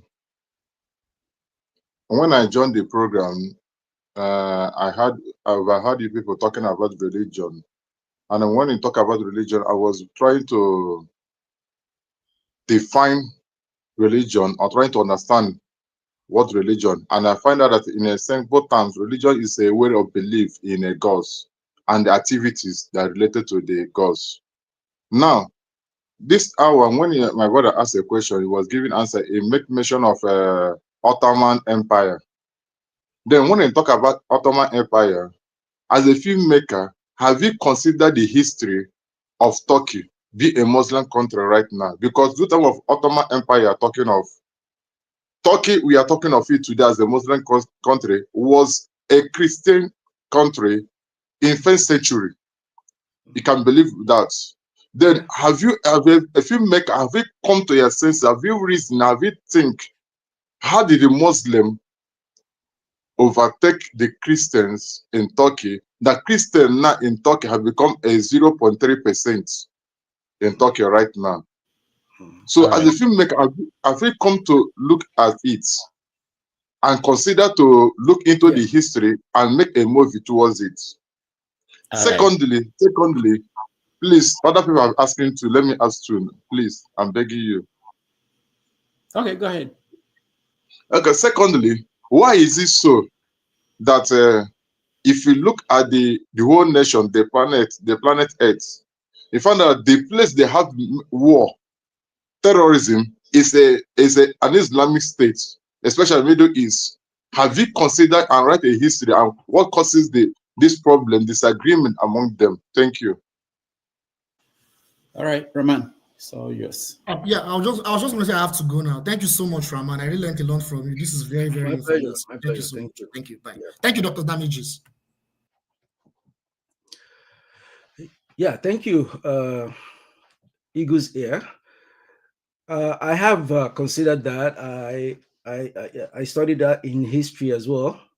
I am well aware that Christianity started in Constantinople, which is in today's Turkey. And the reason why you have it majority Muslim today is due to the history that we all know. As a filmmaker, as you mentioned, I go to the motivations, things that motivate human beings to do what we do. These are the things that I like to reveal to us. You know, we talk about filmmakers being, you know, you hold up a mirror to the society. You know, I believe in going to the root of our behaviors. So that Turkey is now almost 100% Islam today is not surprising. And if to make a movie about it, I would like to make a movie about it. I'll be glad if you, but I would like you to come and help me raise money to make the movie, and then we can do it. But you see, the problem there is the problem of empires. We in Nigeria, we are Muslims and Christians today because of the imperial dreams that the leaders, the people who are Christian leaders and Muslim Islamic leaders in those centuries, they were trying to achieve. That was what happened in their area. It's been a tug of war between them, conquering one place or another and conquering back. Even that's why, when he talks about Jerusalem, they've been fighting over Jerusalem also for centuries. So it's this desire. And one of the things that we don't know today is that religions, that what we call religions, this Christianity, Islam, they were not just religion by themselves like that. They were primarily things to solidify identity in order to be able to fight, in order to be able to expand their territory or defend. For example, with Prophet Muhammad, at that time when he came around, there was no unifying idea among the Arabs for them to be able to. And you had the Persian Empire, and then you have the Byzantine Empire, all powerful and coming all over. They would have been run over and turned into something else. So the uniqueness, interesting thing that Prophet Muhammad did at the time was to use this idea of the religion to unify the Arabs and unify them to be able to turn them into a force to fight back against these incursions.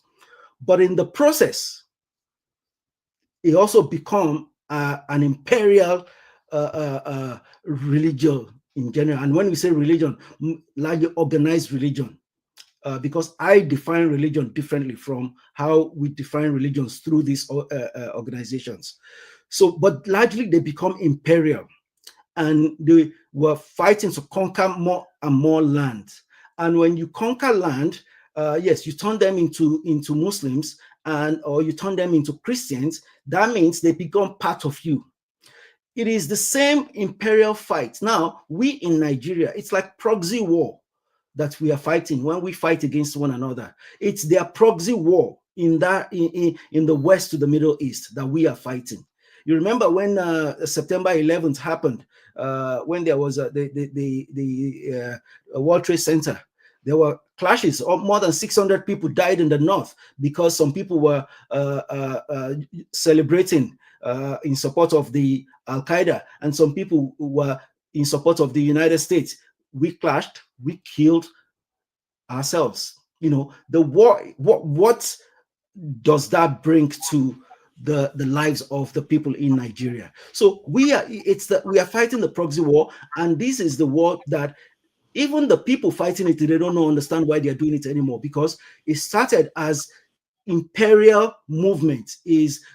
When you're able to make the people within your territory one religion, you use that religion to be able to bring them together, and you spread to further region. That's what the Ottoman Empire became in the end. And that's why many of these places that we consider, we call Arabs, they were not even biologically Arabs. Even the Palestinians that we're talking today, we're referring to them as Arabs. They were not biological Arabs. Actually, from some things that I've seen, genetically they are closer to the Jews than to the Arabs. So, but they become Arabized culturally because of the Ottoman Empire over them. And you see the same thing with the West. You have many other countries now, many places that we're behaving like the Westerners, and we are, all this and that, and our mentality, we are in alliance with that is now it's a colonizations that have entered, gone beyond the physical, have entered into our psyche, and that's what you see in the world. So for them to have Turkey turned from Christian to Muslim, it's the dynamics of these kinds of war. And these are what we need to realize to be able to, when you are able to see it and you're able to stop partaking in this conflict of empire between two worlds that describe themselves as two different civilizations as they describe themselves. We have to stop doing that. All right, thank you, Rahman. Let's go to Chim. Good morning and sorry, good afternoon, wherever you are, evening. Rudolph, thanks for having me, and thanks for the show. Rahman, it's a pleasure to meet you. I think this is about the second time. And congratulations on your new movie. So I started watching at the point where Rudolph, I'm not sure if it was a question that led to it, but where your answer on issue of religion, you said, if I'm correct, that Islam and Christianity are the bane of the world, and in particular Africa, and that if we did away with it, with them rather, we probably would be better. Am I correct? I think so. Okay. So before my question, the one question I want to ask first is, do you live in the US? Yes, I do. Okay. All right. So my question is this. So I hear this, this whole thing about you're not the first person to make some of those kinds of arguments. But the question I want to say is, do you realize that in the midst of anything, there are always mutilations, which you mentioned, in fairness to you, I agree, you stated that. But I guess my question now is, do you realize that most of what we today refer to as Western civilization, at least for somebody who, I haven't studied much of Islam, I know there are things in Islam that are good, because if they are not, the UAEs of this world and the Saudi Arabias of this world would not be as advanced as they've become.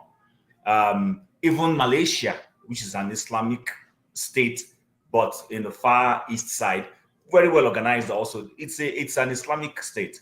So do you realize that what we refer to as a Protestant ethics is the foundation on which most of the Western world was built? So if you're saying these things are a problem, I can see you wearing the glasses, I can see you wearing a good shirt. Look at how wonderfully looking Rudolph is on a Sunday, even though I know he didn't go to church. So, but look at his tie and everything. These are all Western civilizations, but that evolved from part of that Protestant ethic and gave us these good things. But there will always be people who, in the midst of whatever is good, it's like the question Rudolph asked about. I think it was a subtle pushback he was making, where he said something to the effect that, why is that there are people who are always coming to defend these faiths and say, no, it's not, the people are misinterpreting it. We can make the same argument for our constitution. I'm one of those who believes that Nigerian constitution, essentially, there's nothing wrong with it. I'm not saying there aren't things that are terrible or should be changed, but essentially, there's nothing wrong with it. It's just the operators who are creating problems.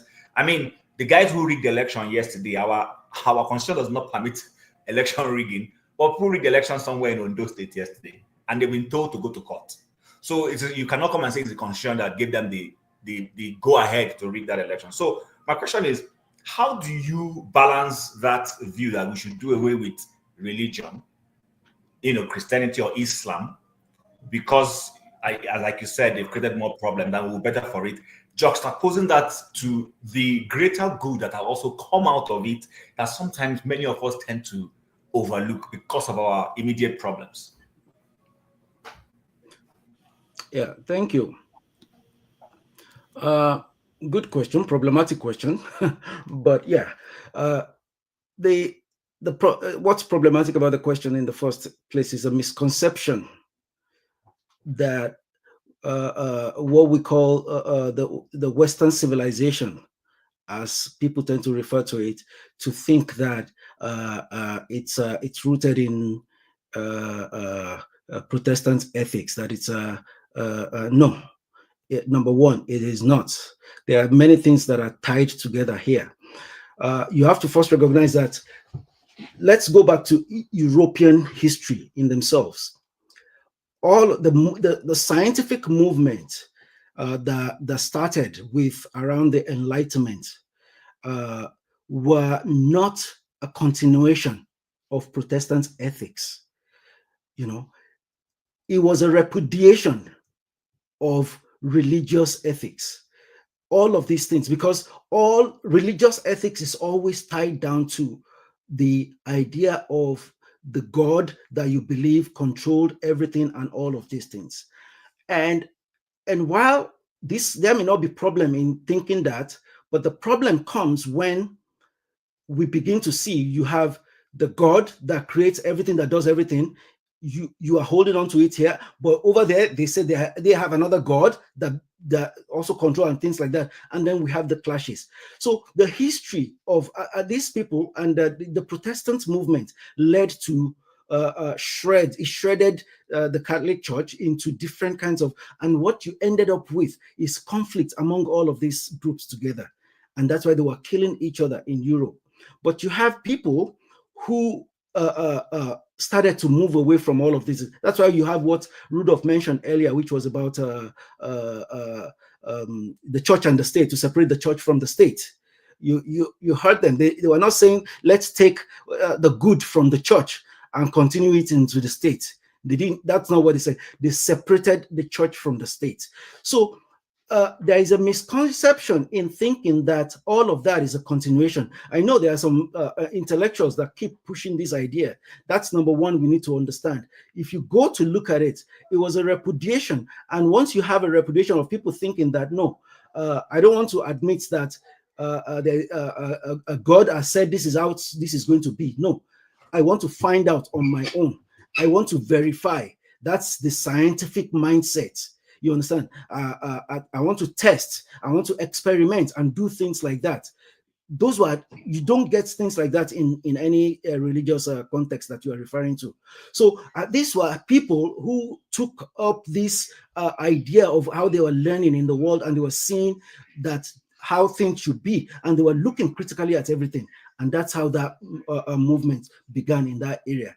And I have a second problem that I have with that is that people tend to consider that as like Western civilization, you know, and it's and that is also a fallacy, because it is human civilization starts when people start to use different tools. You know, we start to move forward in different ways, and you have things going on in different regions of the world that you could consider scientific as well. They were not just labeled as because once you have the Western empires over everybody else, and it becomes the order of the day that we are all thinking within this framework of that Western mentality.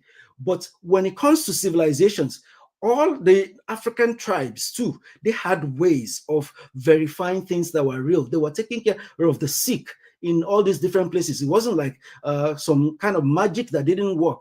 They had herbs, they had things they were putting together. You have people, they were building all sorts of things. And if you go, I'm glad there is a lot of what I would call like a resurfacing of Yoruba knowledge recently, that you'll be able to see, and you'll be able to get an idea that all of these things that we think were Western knowledge from Western civilizations were not just like Western civilization that we accept. And I think it's important that we see these things very clearly, because when we don't see it clearly and we keep labeling things Western civilization and things like that, then we subject ourselves, we second ourselves to these Western civilizations that we feel like we want to learn. But there have been confusion over years. People, human beings are human beings anywhere, and the brains that Isaac Newton and all these people had in doing what they were doing, people had it all over the world. It wasn't just even that. I would say Africans had it too. They had it all over the world. It's the human brain. But when you are in different circumstances, to be able to deal with human problems and come up with human solutions, that starts to come from the different. And the idea at that time, when they revolted against the religious order of their world, they rebelled against it, and that's how they started to make all of this. That's how the industrial civil era came from. So to see that, we need to see that all of these things are human development, and by then developing, they imposed it on many regions through the empire business, and they make people to think that they were stupid. They didn't have that idea of being able to come up with some of the great, whereas many great ideas were there that they had already suppressed. And a good example is the politics. I've always looked at the problem that we have in Nigeria.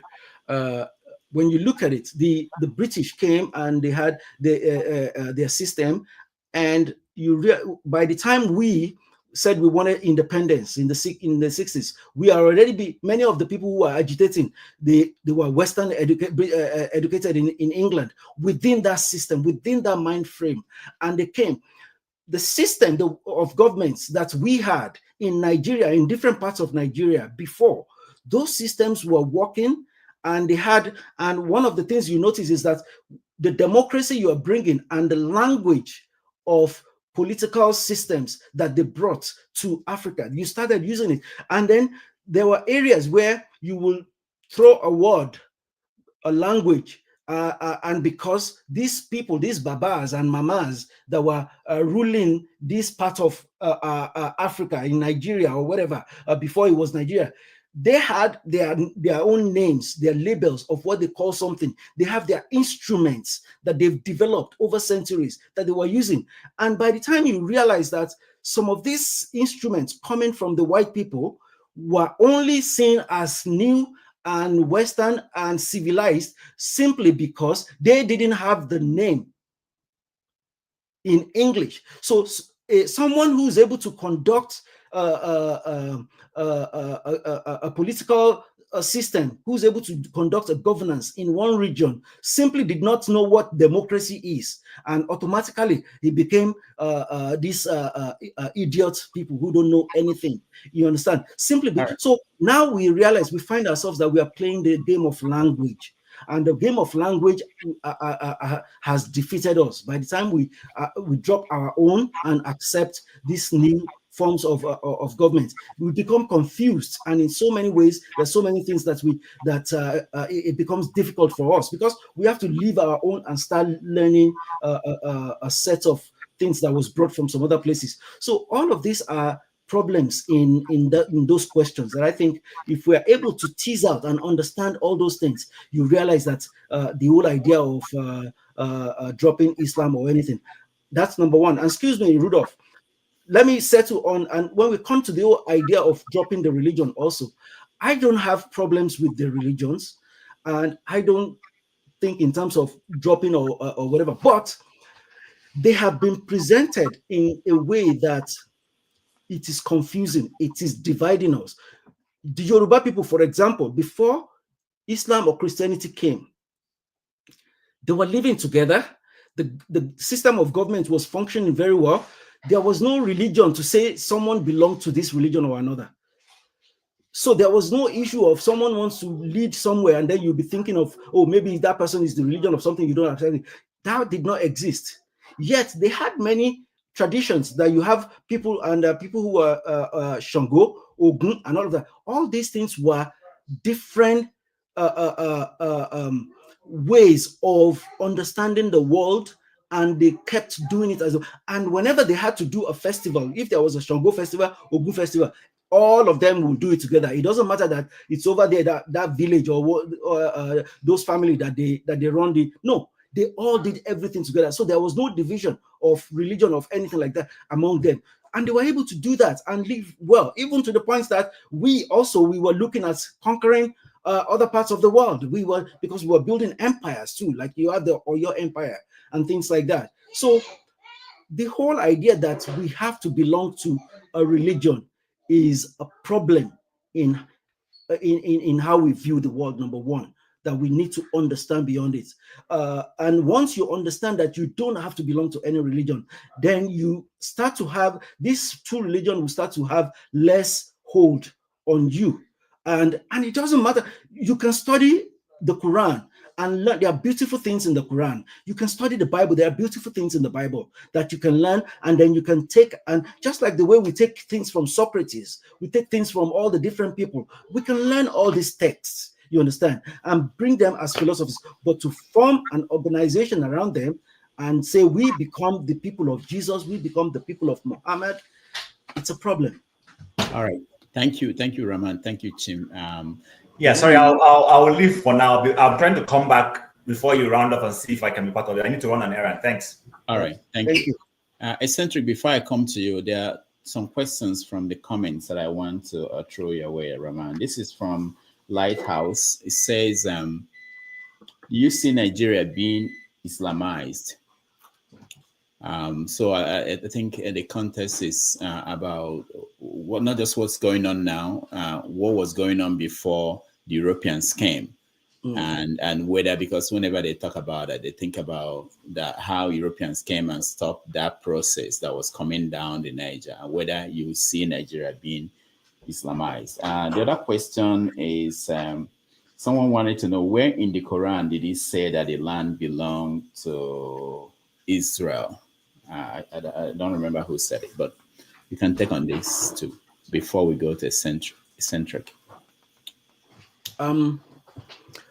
The first question, I will say it was happening because that era, as we said, it was era of all of these different places trying to conquer, and it has been happening with the incursion of Islam in Africa. So you see that coming, but in what form it will take, I don't know.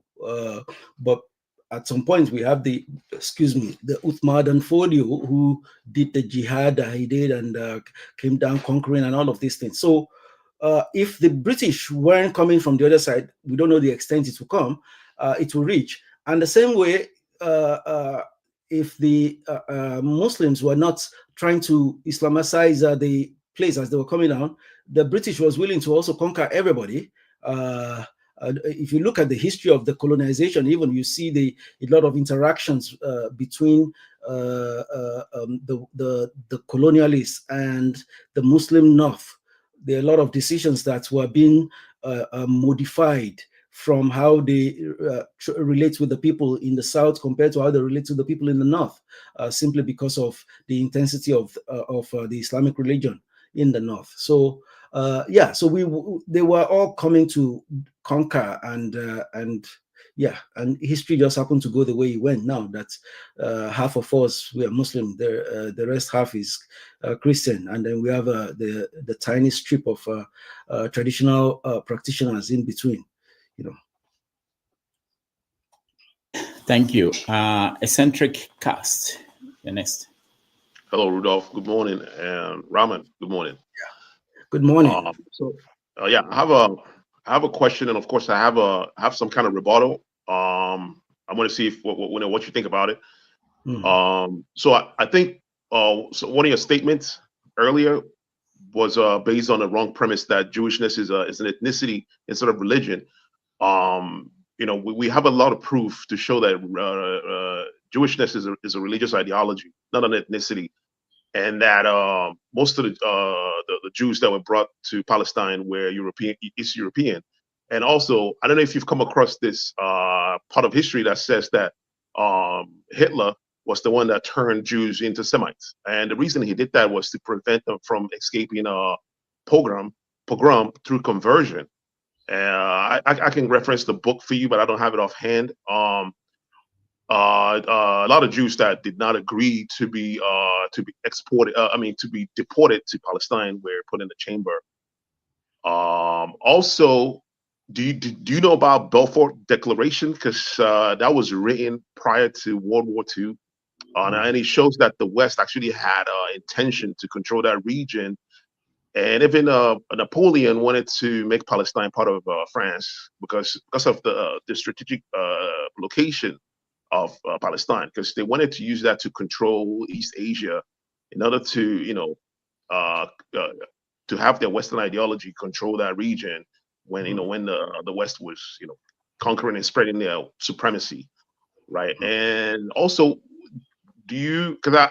most of your comments are against Palestine, and I'm thinking, what is wrong with people resisting colonialism? Because that's what we saw. I mean, if there was internet when Europeans came to the land called America right now, there were a lot of resistance from the native people, and most of them, they were doing insurgencies, things that we see Hamas doing right now. These are like local people doing insurgency. All right, thank you. Would we have the same, the same criticism that we have for the resistance group? Then, if we had internet. All right, thank you. Yes, thank you. The Palestinians being there, the idea what you first mentioned, Hitler turned, yes, I'm not aware of that, and but what I'm aware of is that the Jewish people have been an identified group of people in the world, and that have been persecuted, and they've been living, and it's not just persecution is not the only marker of their history. They've been in existence. I mean, the Bible, the Quran also were talking about them as they were existing back in thousands of years ago.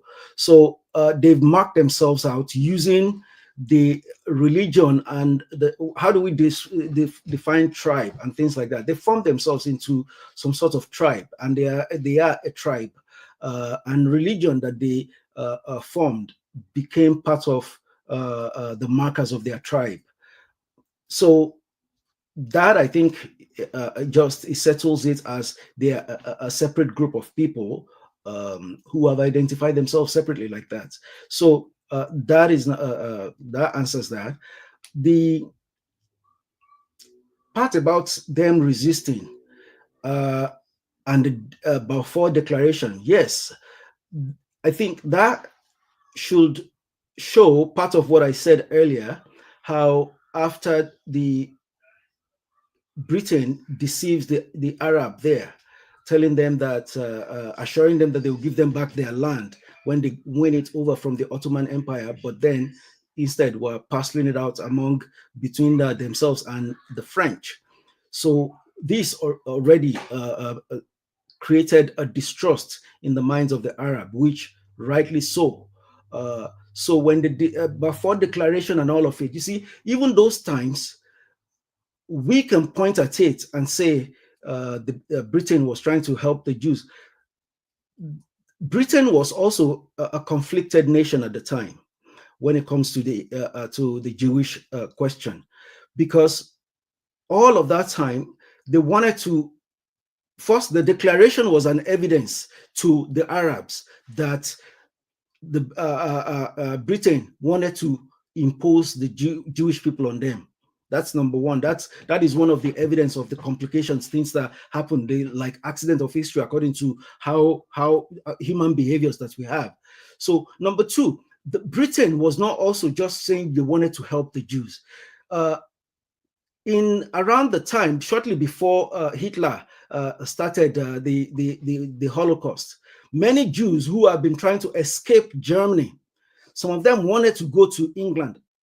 England didn't want them to come to their country, and many of them, sometimes when they rode over there in the ship, they got there, they would turn them around. But because you were having a lot of all these Jewish people coming to Europe, running away from Germany, where would Britain put them? Because they didn't like them at the time too. The discrimination was still continuing. Don't forget that it was in these countries, that's where they are fighting discrimination, a reason why they decided to go to the land in the Middle East in the first place. So when Britain sent back those ships, they sent it conveniently to Palestine area where we have the fights now. So when they sent them back, they're sending them back because they don't want them in their land as part of the discrimination against the Jews. But as they go back and they are landing over there in the Middle East, the Arabs are seeing them coming through these colonialists who they've learned to distrust. You see how things can get really complicated and messy. All right. We have few more minutes left, so I'll come to you, Jagan, but before then, let me get one more question from the comment.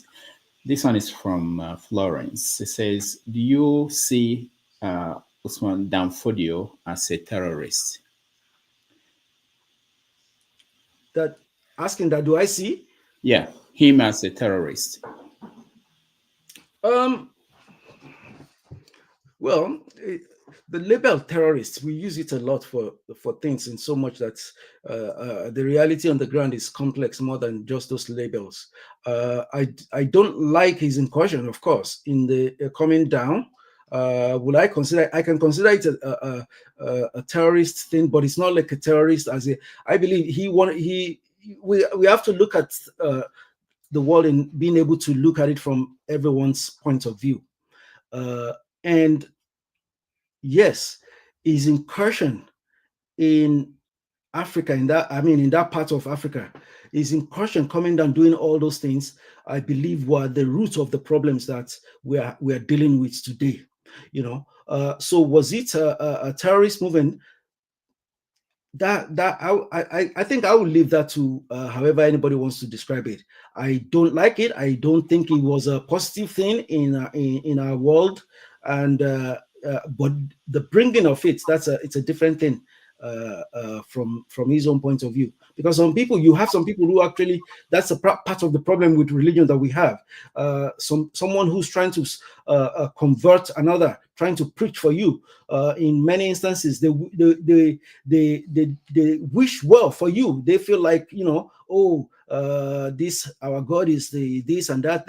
It's like they want you to join and be, although subtly at the bottom of it, there are some different psychological things still going on as well. But they may have that goodwill. Oh, we want to bring you into the fold of the righteous, of the this and that and things. So all of those things are also part of it. It's coming from a misconception that we have been conditioned to think about in the world. So yeah. There was an impression you gave about the Yoruba land before the Europeans and the Arabs came. Someone asked, why did Yorubas fight themselves for 100 years? Yeah, they fought themselves because if there were no problem before the Arabs and the Christians came. I said there was no religious problem. Not that there was no problem. People living together, people doing. There's all sorts of things that we have. It's the way of the world. That's what we're trying to do, to be able to live together in peace, to be able to have a better understanding of what they had. Different reasons, but it wasn't religion. That's my point. They weren't fighting over religion.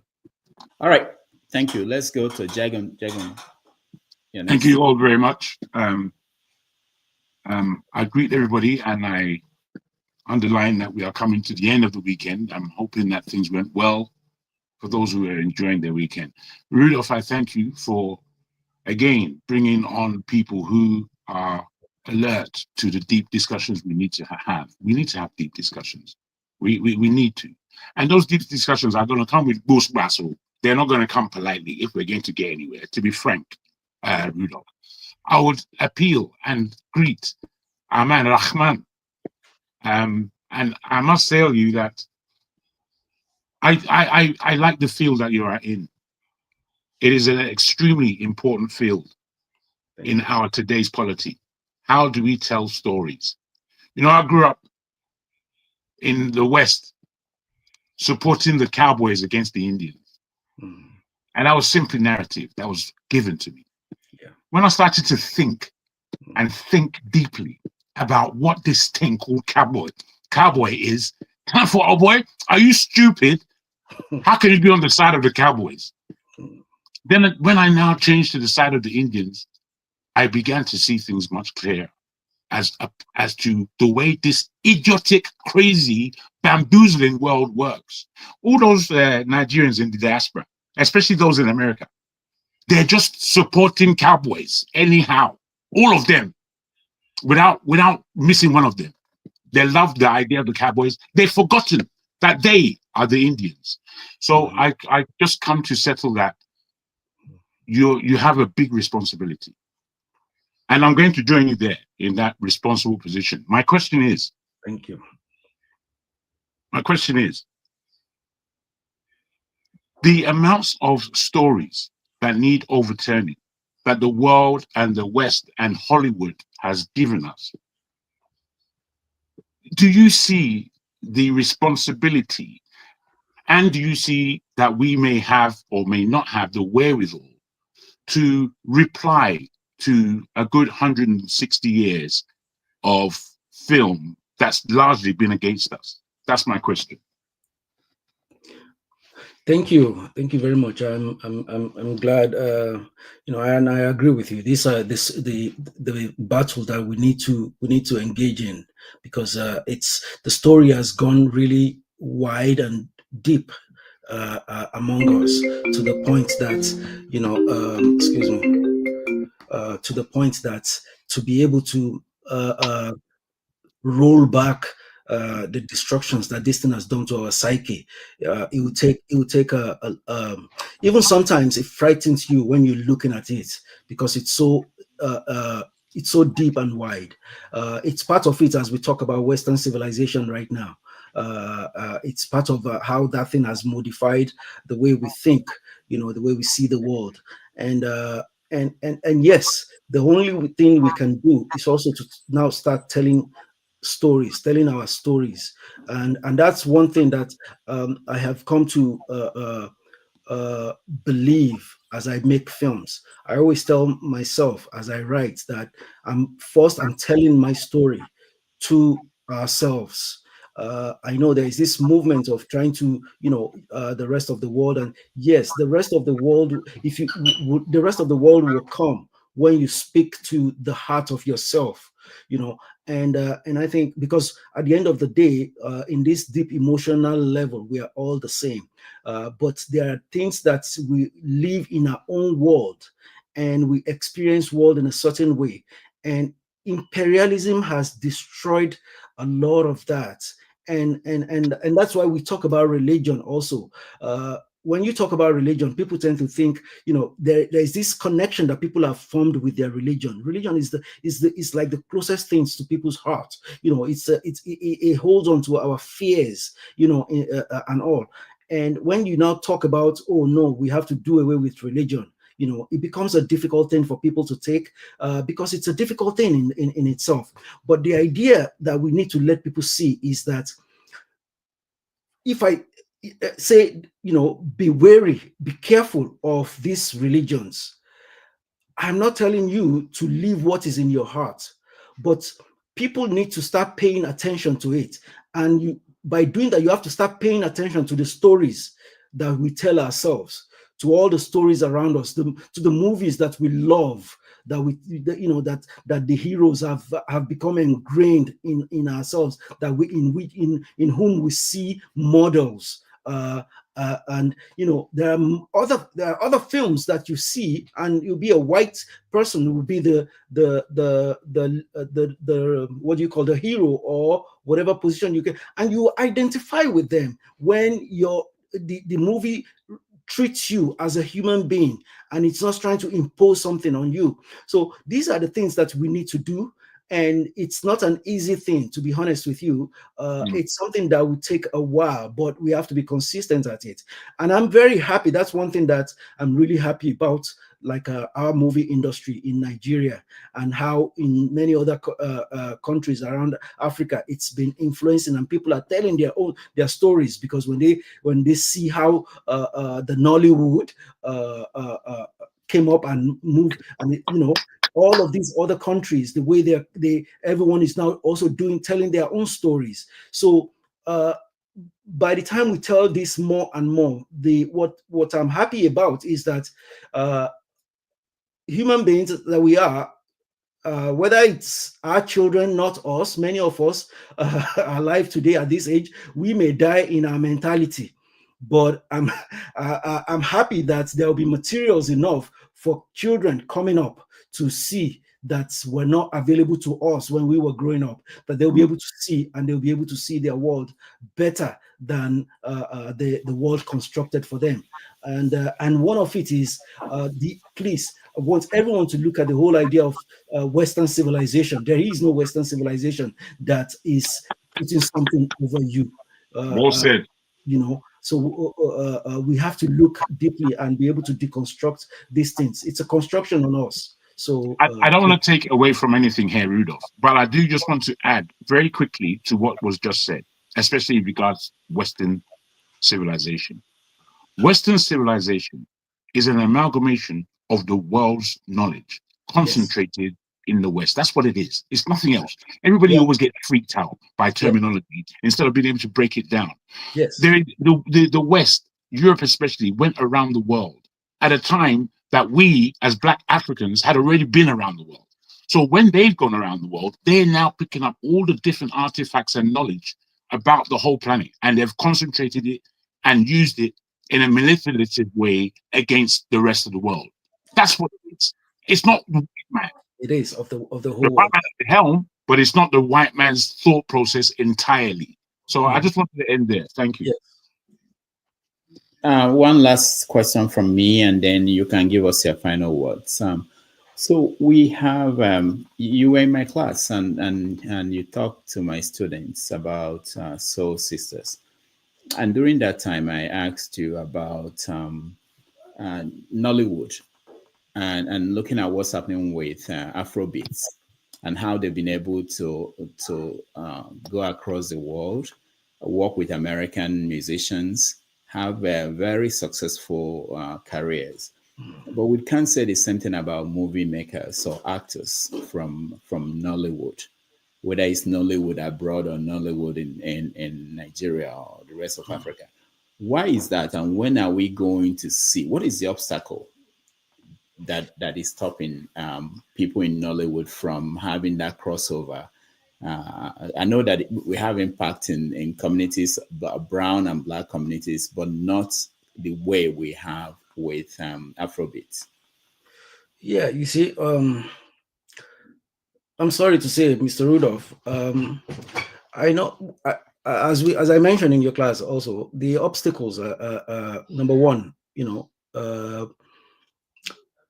for filmmakers and all trying to tell stories and the films, some films that have been made with Hollywood stars and things like that have not been very successful in the way that, and I think that's part of the problem.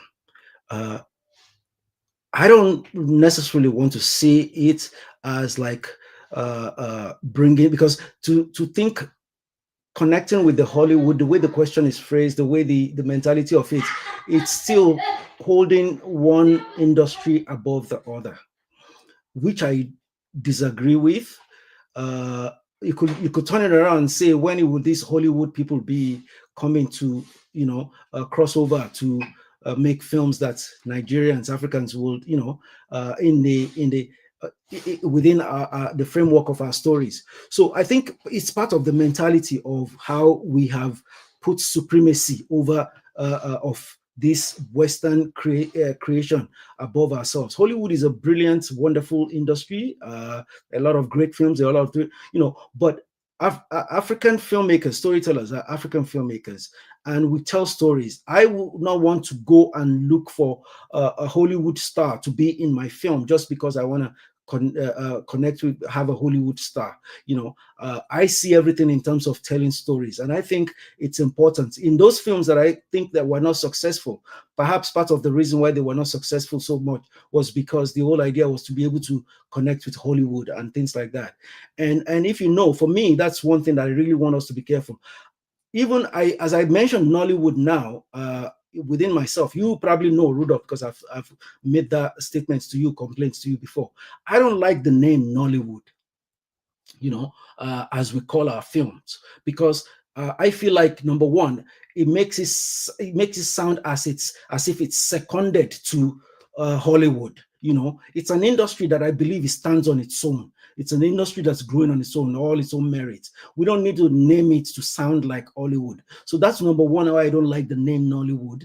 And secondly, even the name was given to us by a New York Times writer here in New York. People who thought who just put a label, and it's the same way that they've been giving us names and things like that all along. And once we pick the names determine how we look at ourselves, how we look at the world, and in this way, it can determine how we look at our films.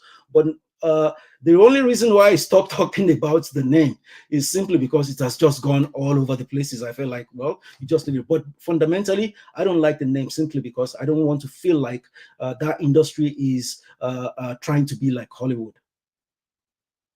The only reason why I mentioned that is that a lot of filmmakers that I talk to, they are struggling. The industry is continuously changing. Most of them are leaving the industry because they're not making money. But you can't say the same thing about people who are making music. They are making money, and you know they are making money, and you see how they're able to sustain their craft. So is it not a problem? Is it the logic of the name that Can is... I come in to try and answer that? No, to try and answer your question. No, not for you. That means they're not looking for knowledge. Fair enough.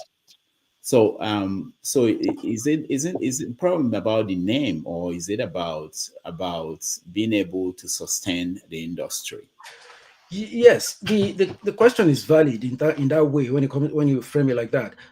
But you see, also we have to keep in mind, you see, the structure that makes the music industry to be so successful like that was a structure that was already in southwestern Nigeria before, that they were doing with the music industry in the southwest. They had that structure of ways that they were able to get the musicians able to sell their music. Even when Nollywood started, Nollywood also was taking advantage of that infrastructure that was there. So that helped the music industry quicker than it would help a lot of, but Nollywood started as it started in there, and you have a lot of the movies still taking it. It's just that the way things are growing, we need to build more on this infrastructure to reach wider. I mean, Nigeria has 200 plus million people. You understand? If you have movie theaters all around in many different places well enough, you think you can imagine how much money movies will be making, and they will be just before you even go outside of Nigeria. You understand? Look at was it towards the end of last year that we're talking of Funke Akindele's movie that hits 1 billion naira. You understand?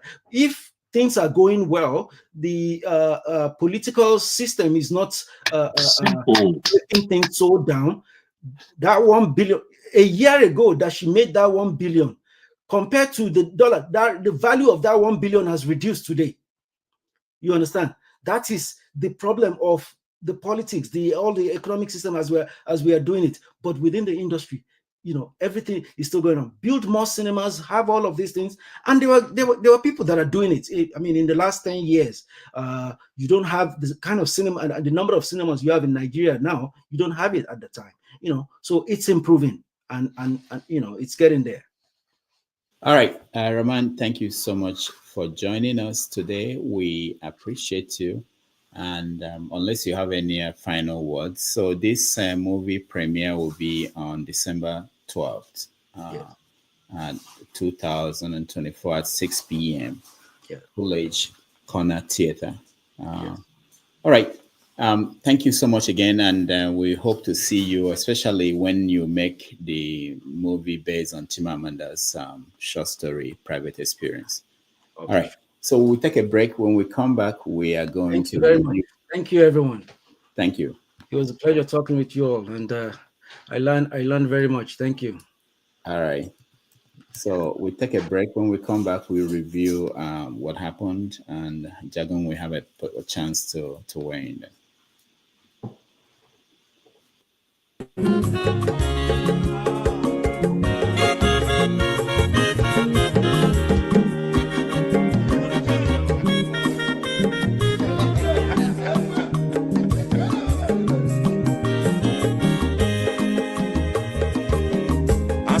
Onye ọma zoro obi o, akwa nwa zoro obi o, Maxi ịbịa bunyegokwanụ m n'ofube n'azụ ụlaga n'ịbịazigo, mmanwụ ụlaga do n'ịbịazigo, akwa nwa nwa ilochi o, biko rapụ zoro ka ọ nabazi ya. Onye ọma zoro biko, abọmma wetara ndasari, ịbịa onye nịgwana m ụlagado n'ịbịazigo, mma ụlagado n'ịbịazigo, Abamba wilo chilo, bigora buzoro, anawaze. Mazi weko mwe, odogu no kwerezu neka. Onyomo niga dele mo, mazi ni mazi nebe. Ibu go with the melody.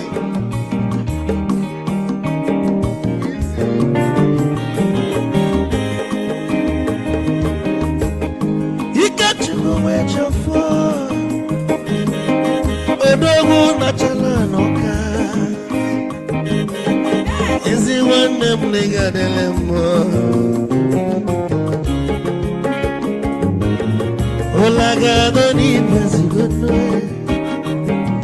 Olagado ni pezigono Awamba wilo chilo Bigora buzoro Anabaze Te Onyama zoro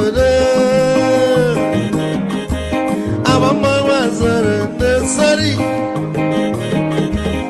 if I were to go on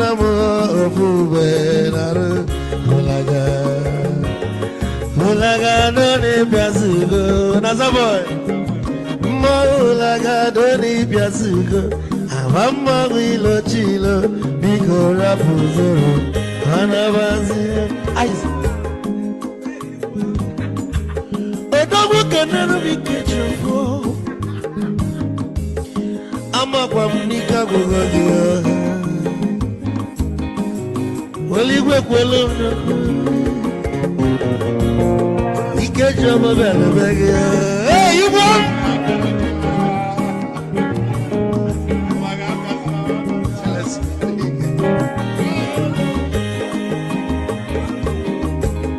Eku kampune kene Omogo ninso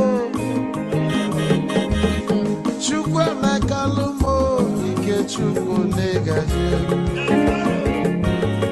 Esi nwanne m ekene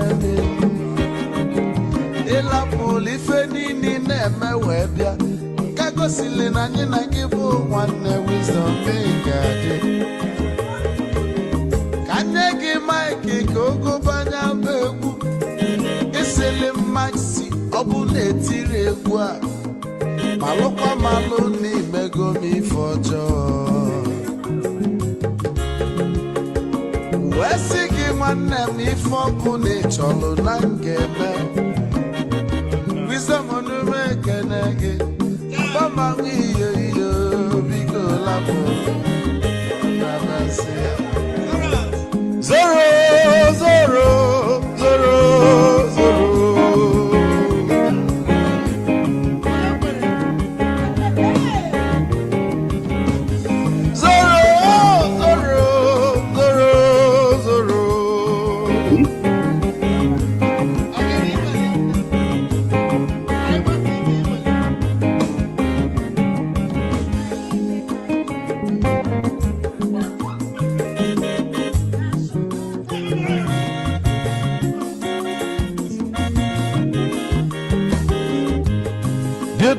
Joy na bugwa osa Sokoto Ujembe mwilo Anu solo mwe manofia nara Onye nwuro zurike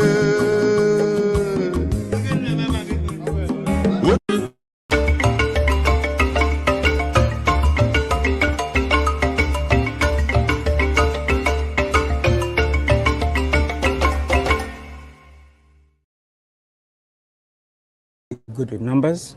Oh yes, better than you could think. Really? That true? All right. How much do you have in mind then? Well, I was thinking you could give her $8 an hour. $8 an hour? You must be kidding me. How much do you think I make here? How much you want to give her? I mean, $4. Oh, come on, Sam. That's way below minimum wage. You cannot do that to her. That's the government's minimum wage. This is under the table. I'm taking a risk here. We're family. Take it or leave it. If the government comes here, who they're going to take? I'm the one taking the risk. That's all I have. You know that's not fair. You know that. Nothing is fair in life, Dad. When does she start? I was watching TV, a documentary.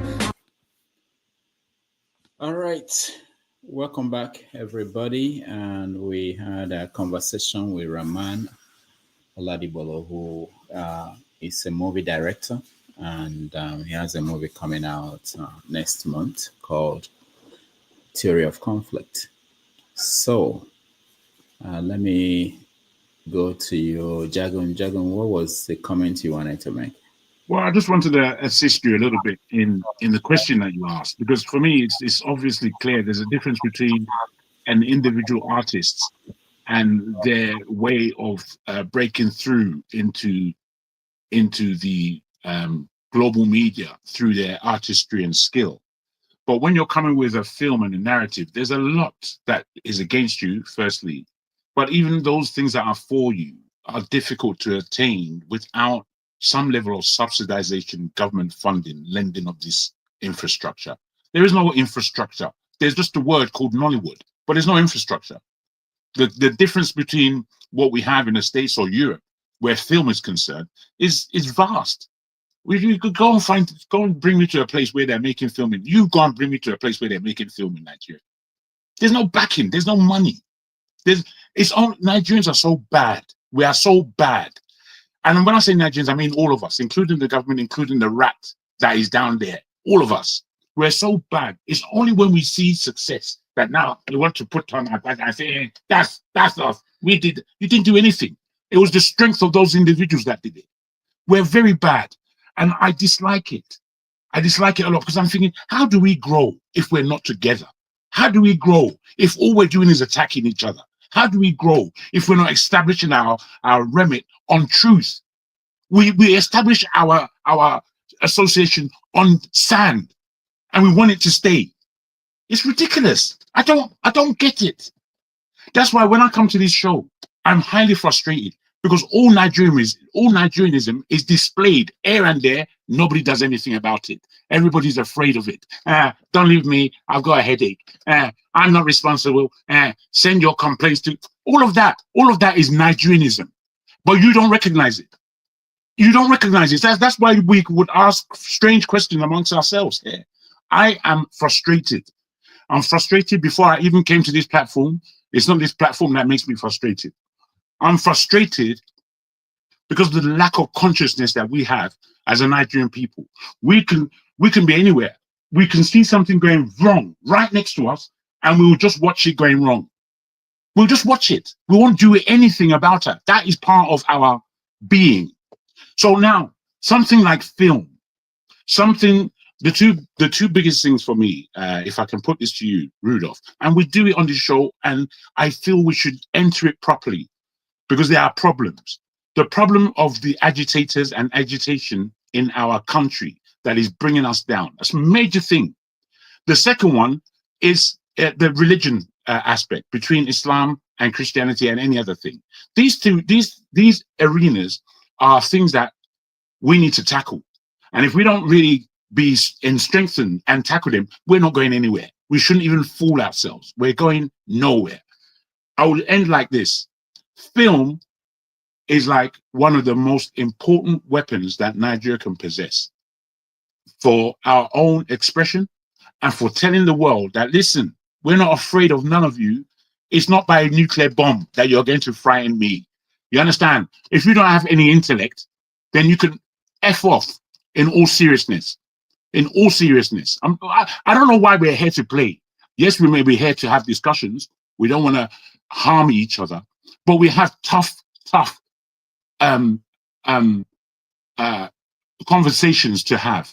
We really do. And we shouldn't shy away from them. That's what I needed. Right. Thank you, Jagan. I speak the truth. Yeah, review. Feedback. It's half of Turkey is in Europe, please. I love you to respect my new name. So All right. it was what I just wanted to bring up were certain questions you asked, and you asked those questions, and I don't think he answered them adequately. Or maybe he answered them again, like I said, sometimes we do have our own understanding of things and our own biases. So you asked them again about the question of the reform and why it cannot be carried out. And very importantly, he made a statement that resonated with me, in which he said, he told Jide that a lot of innovations have happened in the religion, that even the stories of the prophet has been skewed. What I wanted to bring to him, that understanding how the religion is structured and understanding its method of record keeping, that would be impossible. And if you would ask me how it would be impossible to skew the stories of the prophet, I would say, well, if you understand how the hadith, for example, is compiled, there's something very important in which you might have heard this phrase by the Arab and especially Islamic theologians, which is a chain of narration, which means there is no anonymous character in telling the stories and giving the rules of how the religion is carried out. For example, the life history of the prophet can only be told by people that experienced it, his own companions, which everybody knows, and then they have to be authenticated. You get what I'm saying? So every single thing you see in the hadith, which we have to remember again, the hadith, if you know what the hadith is, it is basically the life and the teachings of the prophet, not as opposed to the Quran, which they believe is a revelation. So you go to the books like Sahih, Bukhari, Muslim, Dawud, Tirmidhi, and Muslim. Naja is the last one. You go there, and every single thing you see, from how to live your life, what to do when you go, for example, to a bathroom, what to do when you have intercourse with your wife, every single aspect of life you can imagine, even sneezing, even greeting someone, even chastising someone. Everything is in there. So it is virtually impossible to skew um, the stories of the prophet. So this is what I wanted to bring to him. Now, thankfully, someone brought the issue of the Yorubas having strife, even though they had a monolith, or basically a monolith religion. So he brought up the fact that they worship their own deities, Ifa and Shango. But it was good that someone brought it up. But still, they had the 100-Year Wars, the Revolutionary Wars. They had the Kiriji Wars. They had the wars between the Oyomesi and Ogbomos, and all these other wars, even extending to the north. Now, finally, Eagles Air asked a question, and this question, I think, usually when I hear this question, it tells me where a person is leaning. And while I believe that this question that Eagles Air asks is unfair, I do also understand that usually it is coming from their own understanding based on whatever manipulation the media has put into our various subconscious, right? So he asks about terrorism, and he basically ascribed blame to the Palestinians. Why is there terrorism amongst those groups? I would like people to go and find out the first group of people to institute terrorism in the Middle East. And I know people will be surprised to find out that it wasn't the Palestinians, as most of them would think. For a long time, for decades, the Zionist Israelis conducted a reign of terror on the Middle East just to get that land. For example, you would recall, Rudolph, I think you would be aware of the bombings of the King David Hotel, the bombings of the Reuters building, the kidnappings of the Reuters staff, the bombings of the British Embassy, and things of that nature. So those, in essence, were what I wanted to bring up. But I would hope the guest is listening, and I would hope the listeners would imbibe some of these things and go do further research on this issue. All right, thank you. Half of Turkey is in Europe. Righteous Man. Yeah, Rudolph, I just need some clarities, maybe from the panelists or maybe from you. I can't understand the reason behind the stories that are being told today against the Jewish people.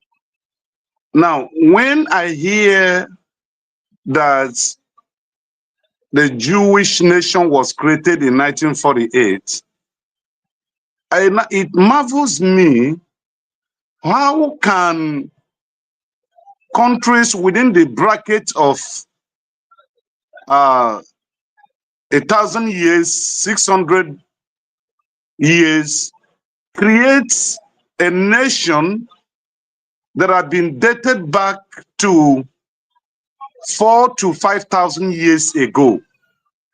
I can't just imagine where that lies are coming from. How can Britain create the Jewish state that have existed for between 4,000 to 5,000 years ago? How can the United States create a Jewish state that have existed between 4,000 to 5,000 years ago?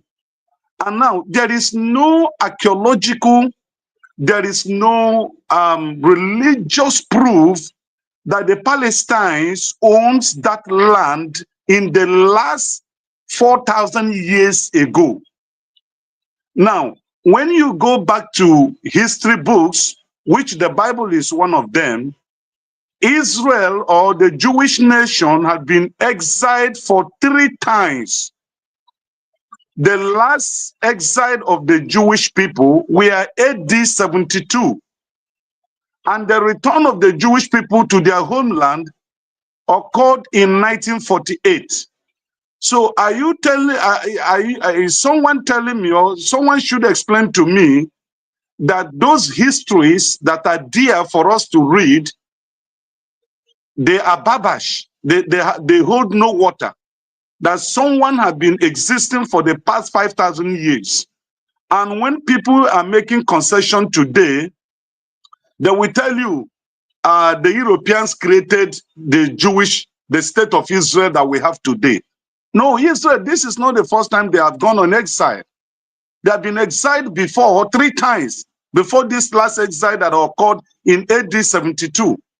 So I want to know on clarity with evidences, archaeological evidences, dynasty evidences, because the Jewish state never had empire, just like the Southeast in Nigeria. You will read about the history of the Southeast, you will discover dynasties, but they never have empire. Just like we have the Oyo Empire, the Benin Empire, Osmodanfodio, all those empires. The Igbo people have never had the vision of expansionism, of taking over other people's land or ruling over them. Just like the Jewish people, they've never attempted to rule over other people. That's why they never run an empire to colonize others. But they have a homeland which they have lived and occupied, had their kings that ruled over the land for about 5,000 years ago. So can somebody please help me and explain why somebody is claiming that the Jewish people were created by Americans and the Europeans? All right, thank you. Eccentric, you can answer him. I think you have an answer for him. Okay, so I'm going to refer you to a book written by Dr. Shlomo Sands. He's a Jewish professor in one of the renowned universities. The book's actually free. You can find a PDF version of the book. You can read the one titled "The Invention of the Jewish people, and there are so many other books. The book goes into a lot of things, of language, culture, and what makes a people. What actually makes a people an ethnicity, right? So if you read that, there are other works that you can read that shows that Jewishness is not an ethnicity, and the people that argue that Jewishness is an ethnicity are usually the conservative, the right wings. They try to exclude other members of the faith, from the Jewishness, right? From Jewishness, they because the face of Jewishness is usually Europeans. There were Jews, all over the world, as a religion, it's spread, and Jewishness was part of, Christianity. They all share the origin. They all share similar origin, right? And Jewishness entered East Europe. I'm not familiar with the history, but it entered East Europe way back when, right? And it was never an ethnicity, right? And this is an evidence here, right? When the Jews were being persecuted in Europe, like the guest mentioned, right? There's a book. I don't have the title on hand. It mentioned what really actually led to the so-called persecution of Jews, right? Or like the targeting of Jews by Europeans. The first one. The second one was during the Second World War and whatnot. And there is in the second book that I don't have a title. I can write it on the comment section here. I've written it before. The author, who's a Jew, he's in the UK. He's a well-known author. His works you can find him on Amazon. He explained how Hitler made Jews an ethnicity, and the purpose of doing that was to prevent them from escaping through conversion. And they escaped through conversion when they were being targeted in France, prior to Second World War. They escaped through conversion because they are Europeans, and there are, we could talk about archaeological evidences. There are there's an archaeology. If you look at the archaeological works that are not coming out of Israel, there's no proof that there were people there who live in that land in the old Levant, because you need to understand the land itself, where we call Palestine, wasn't actually a country. It's just a province of another big nation called Syria. The nation of Syria, which, believe it or not, it encompasses Egypt. Egypt was part of it. Iraq was part of it. Palestine was just a small province in Syria. So the Syriac civilization actually predates the timeline that you're given. The Jews lived. So with that said, it's a proof that there was no country called Israel. Because it can't be a country when it's a small province inside a country, right? The Palestinian people, the Romans were the first people that went there and colonized them, right? And renamed the place to Judea.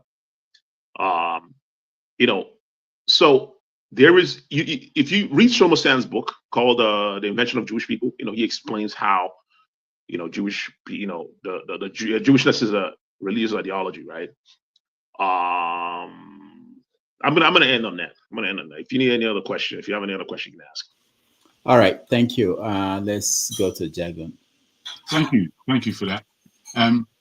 I always find our brother electronic whatever, beg your pardon.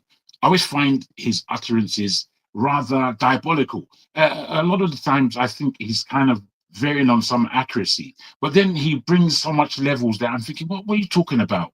You just said that the Romans were the first to conquer that part. I mean, that's just rubbish. You shouldn't be saying things like that. I beg your pardon, but you shouldn't. They were not the first. They were far from the first. You didn't really lend the kind of education that righteous man was asking for. I believe. I believe you said a lot of things that largely were woolly, very woolly, no direction. And I'm not even sure where your own opinion comes into it. And I find people's opinion on any historical matter valid because it tells me, sorry, my brother, sorry. It tells me that individual has read to the extent that he now can pronounce this as a truth, or he can pronounce his view upon the history.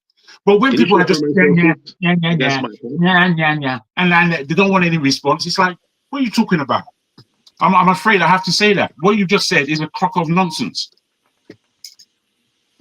Cheers. Rudolph, if you would let me, you want to speak eccentric? No, excuse me. I need a rebuttal. I need a rebuttal on that point. I need a rebuttal on what he said. Sorry, man. Because I need a rebuttal. after you guys have gone at it, I'll just If like to present an answer. you're an intellectual, right? If you're an intellectual, we both of us, we are grown people. You know, you're in your 50s. I'm in the 40s. I'm in the close to mid 40s. You know, if you make statements here and provide sources, I'm not going to say it's nonsense. I'm just going to go to your sources to see what your sources says and see what evidences that they provided. That's what you should do. You know, you should do that before you say that what I said was nonsense because I provided sources. As much as even the guest did, right? I do not have all my sources at hand because we don't prepare for this, you know, for these live events. If we prepare for these live events, I will have books. I will have my books lined up here. I will have all my notes. You know, I will have all these things ready, right? I Eccentric Einstein. Unfortunately, you didn't listen to what I said. All you did is you have to, you know, for you to say that what I said was nonsense without providing actually a rebuttal. That's not a way to discuss intellectually. You know, it kind of you're trying to rubbish our discussion. That's not. My brother, you're too small to teach me anything. Now let's carry. So Rudolph, is it okay? Let me just throw in my little knowledge. Yeah, go ahead. Go ahead. All right, thank you. So I think the danger of answering this question by righteous man is when people ask these questions, do they really want to learn?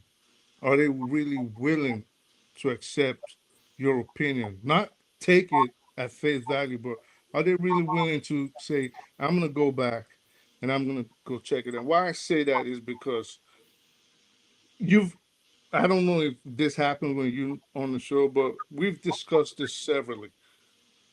Well, several is the wrong word. We've discussed it multiple times, and we've discussed this over time, and which usually leads to this. You know, everybody has their own beliefs. The people that want to come through, even people that attempt to come through a neutral stance get ostracized, and people that have a set belief criticize them like you see now. So in essence, what I'm saying is, I don't think eccentric cast is wrong, but it'll be nice to go read what he proclaimed because it tallies with what I understand about the history of that area. Now, what I'll say to Righteous Man is this. First of all, and I've said this on this show before, using religious texts, i.e., the Quran, the Bible, and proclaiming them historical books is usually where people falter. These are not historical books. Yes, they might hold some historical accounts in them, but you cannot, for example, rely on on the Bible or the Quran for historical analysis. That it wouldn't make sense. Now, you're right. That place, like Rahman properly said, has been changing hands over time. The Romans had it, the Byzantines had it, the Assyrians had it, the Greeks had it, the Arabs currently have it. At some point the Europeans had it, of course, through the Romans. The Greeks have had it. The Iranians have had that area. So it is a place that everybody has been fighting over for millennia. But like we discussed about 2 or 3 days ago, how then, which is the position eccentric is making, how do you determine who owns it now? If 3,000 years ago, you agree that they were sacked in 72 AD. This is what you guys are saying now. They were sacked. That was the last time they were sacked. But prior to that, they've been sacked numerous times. What is the easiest way to determine who is a Semite, who is indigenous to that land? Forget whether it's a Muslim or Christian or Jew. We just want to know which individuals have traces to this land. And you would agree, well, I struggle to say that word because I know you will disagree with me, that it is the Palestinians. You cannot go pick up someone from present-day Israel right now and do a DNA genetic test and it'll tally with all the other Semites in the area. We are not saying there are no Jews that are indigenous to Palestine. That's not what anybody is saying. Of course, nobody is going against the Orthodox Jews, for example, but what everybody has a problem with, including the Orthodox Jews, are the European converts, which is what the Centric Cast was saying. The European converts who have no linealogical ties to that area, except I converted Ashkenazi, Sephardic in Eastern Europe, and then they came there after the pogroms in 1939 to 45, and then using the Balfour Declaration as proof that we have to be on this land. Then from 47, you have the Nakbas, you have the 67 wars, up until today, you have Gaza, you have the genocide being committed today as we speak. So I think in a lot of ways, which is what Rahman said, Africans need to take their mind away from Islam or Christianity. And if they are really interested in studying the conflict going on in this area, we should try to do it with an open mind. Because in all reality, it is none of our business. All right. Thank you. Thank you so much. Half of Turkey is in Europe, just in case you guys don't know. Righteous man, thank you for your question. On my part, the only thing I know that I think we should all agree on is that the Bible or the Quran, they are not historical books. I don't think they are. And if we start from that premise to look at what is going on there by calling them historical books, we have already failed. Used to say that when the premise of an argument is wrong, the conclusion is going to be wrong. So you cannot go from there and get to something that is right conclusion.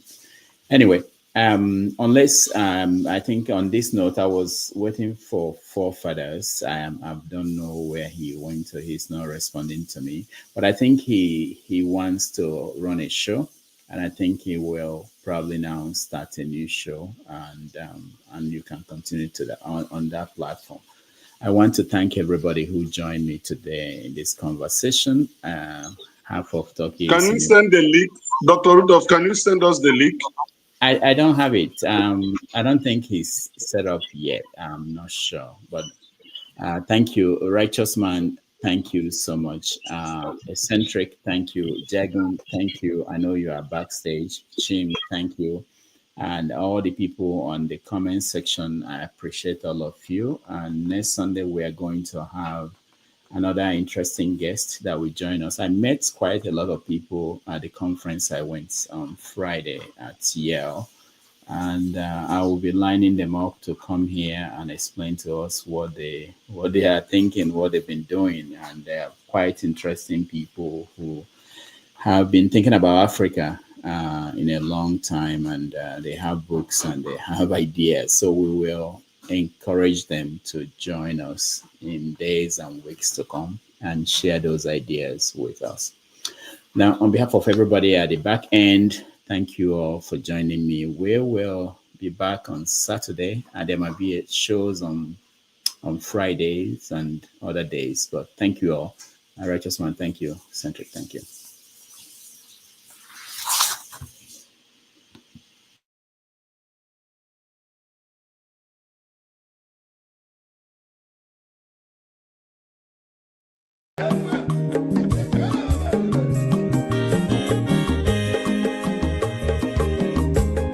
Wena mazolobio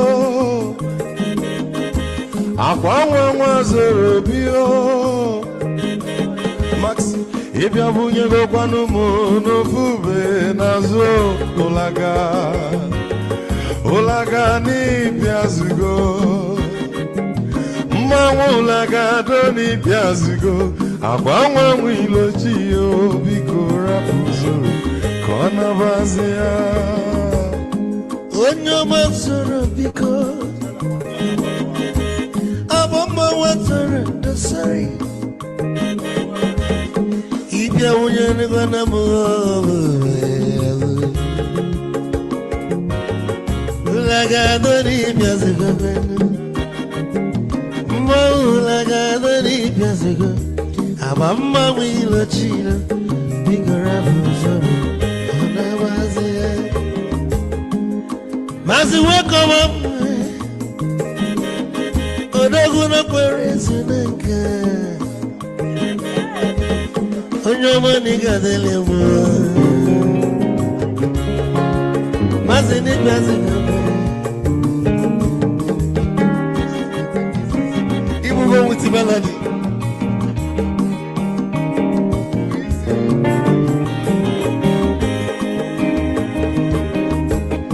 You got to know where you're from. Odogu na chala noka. Is it one them nigga delemo? Olaga doni pesigo no. Lagadoni pesigo Amama wilo chilo Bigora muzoro Anabaze Te Onyamazoro Amama wazoro Nesari Ibya muyano kwa namo Ofube Naro Olaga Doni pesigo Nazaboy Olaga doni biasugo Amama wilo chilo Bigora fuzoro Anabazi Odogu kenero bikechofo Ama kwa mnika kugogia Waligwe kwelo Ikejo mabele bege Hey, you want?